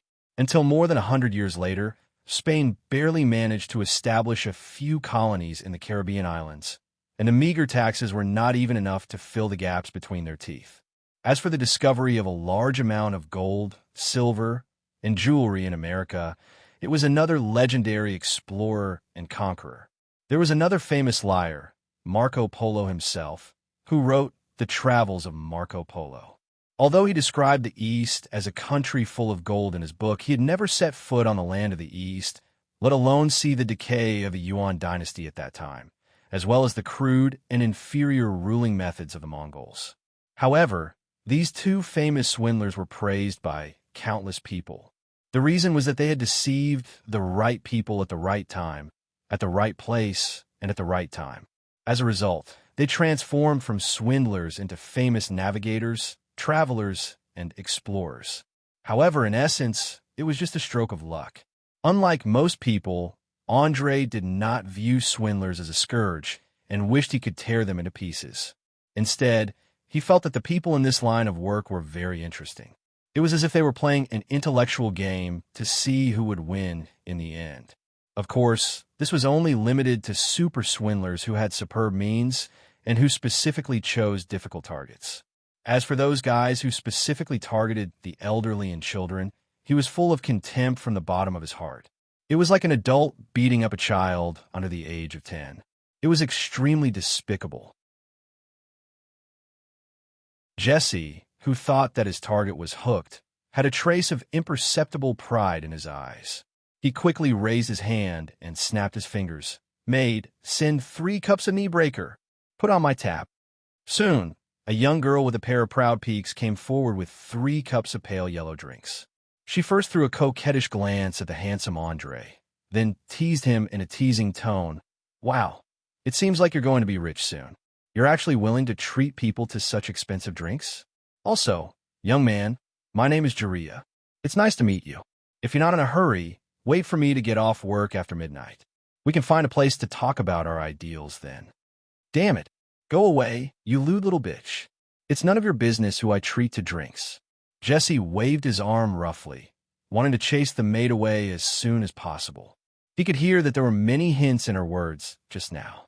If he did not handle it well, his plan for tonight would be ruined. Andre glanced at the nervous Jesse with a playful look. He smiled and shook the maid's hand, saying, "It's nice to meet you too, beautiful lady. At the same time, I'm very grateful for your kind invitation. However, there is still at least 3 hours before midnight. I'm afraid I can't wait until then, so I can only say sorry. It's really regrettable to miss such a beautiful date."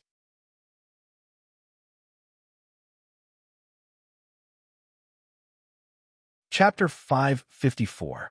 Is that so? That's such a pity, the girl who called herself Jiria said with a double meaning. She then stared at Andre with a pitiful look.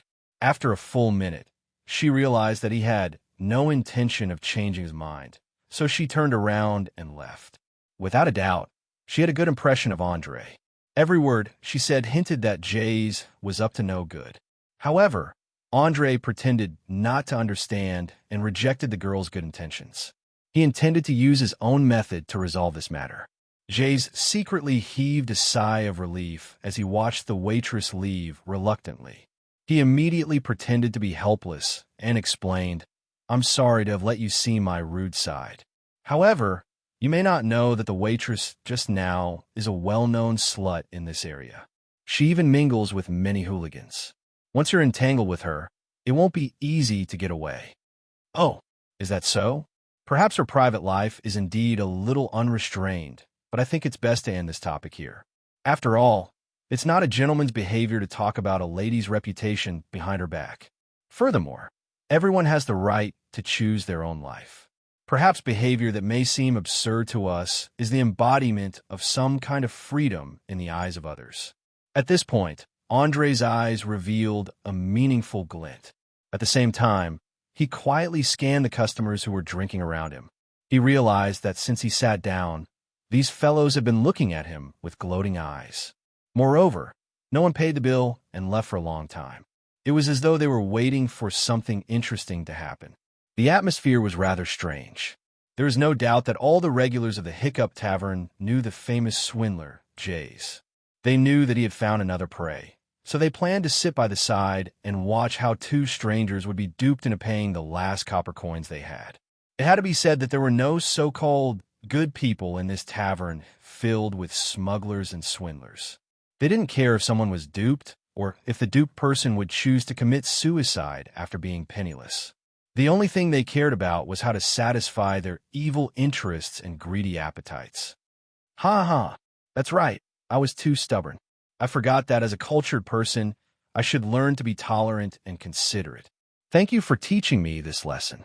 Please allow me to toast you." Jesse laughed and picked up the wine glass. Imitating the way the nobles toasted, he stood up and drank the wine in one gulp. His embarrassment a few minutes ago couldn't be seen at all. He gave people an indescribable affinity. The corners of Andre's mouth curled up slightly. He stood up and took a sip of the sweet cider. He resisted the urge to spit it out and pretended to be a young man's vanity. He said politely, "No, you're flattering me. What I said just now was actually said by my tutor. I'm just repeating it." He is a wise man with profound knowledge. If there's a chance, it would be best for you two to meet. He likes straightforward gentlemen like you the most. Of course, it's my pleasure. Jesse put one hand on his chest and bowed. The moment he bent down, his face showed a scheming smile. As a veteran swindler, he knew very well that if he wanted to cheat a person of their money, he must first break the barrier and win the other party's trust. All the conversations from the beginning to now were all centered around this. Just now, the young man in front of him began to invite him. This also meant that the initial trust relationship had finally been established, and he could enter the next stage. In order to elevate his position in Andre's mind, Jesse talked about the strange stories of the various cities in the South for the next dozens of minutes. Among them, there were not only the filth between the nobles, but also the outstanding figures among the adventurers. From astronomy to geography, he knew a little about almost everything. No wonder he could deceive countless people. Orire was not the Earth in the information age. As long as one searched on the internet, they could instantly find the answer. Due to the lack of transportation, 99% of the ordinary people had no idea what was happening more than 10 kilometers away. From birth to death, they lived in their own little world. The only chance to obtain information from the outside world was the occasional passing merchant caravans, adventurers, and tax officials. As the conversation grew longer and deeper, Andre became more and more surprised. Where did the swindler sitting in front of him get all this information? He couldn't have really traveled to so many places, could he? If that was true, then he was definitely an incredible talent. At the very least, he would have no problem becoming a qualified consultant and diplomat. As a mage who liked to read to pass the time in his free time, he could find a lot of knowledge recorded in books from these fragmented pieces of information. Thus, he could easily determine that this wasn't baseless boasting. Just as he was considering whether or not to probe the other party's background, Jay suddenly changed the topic. He lowered his voice and pretended to be curious as he asked, "My dear friend, please forgive me for being presumptuous, but why would a young man with such status and identity appear in Valen City?" Of course, if it's inconvenient, you don't have to answer. Just pretend I didn't ask. Hearing this question, Andre immediately knew that the meat was coming. He pretended to be helpless and replied, "There's no helping it. My family has recently encountered some financial problems, so I had no choice but to sell a few family heirlooms. I believe you understand that in order to maintain our dignity, things like this can't be sold too close to the market. Otherwise, once the news spreads in our circle, our family will lose all face for a long time. So that's how it is." Jesse nodded thoughtfully and immediately continued probing with a very enthusiastic tone. "Thank you very much for your trust. I swear on my own reputation that I will definitely keep this secret. In addition, I have some connections in this city. If you trust me, I can help you contact a buyer. I guarantee that the price will be satisfactory. You have to know that many people are very interested in things with a long history. They're often willing to pay a lot for it." "Really? That's great. But this item of mine is a bit special. To be exact, it's an ancient relic. It's said that it has some kind of special magical effect. For the specifics, I'll need to find a professional to appraise it. I heard that there's a lady in Valence City who's very good at this kind of work. Can you help me contact her?" As he spoke, Andre pretended to be nervous and lightly lifted his cloak, revealing the ring of charm on his finger. A strange magnetic field started to spread in the air. You're tuning in to the Warrior Lore YouTube channel. Don't forget to subscribe and join us on this journey to catch the most captivating stories.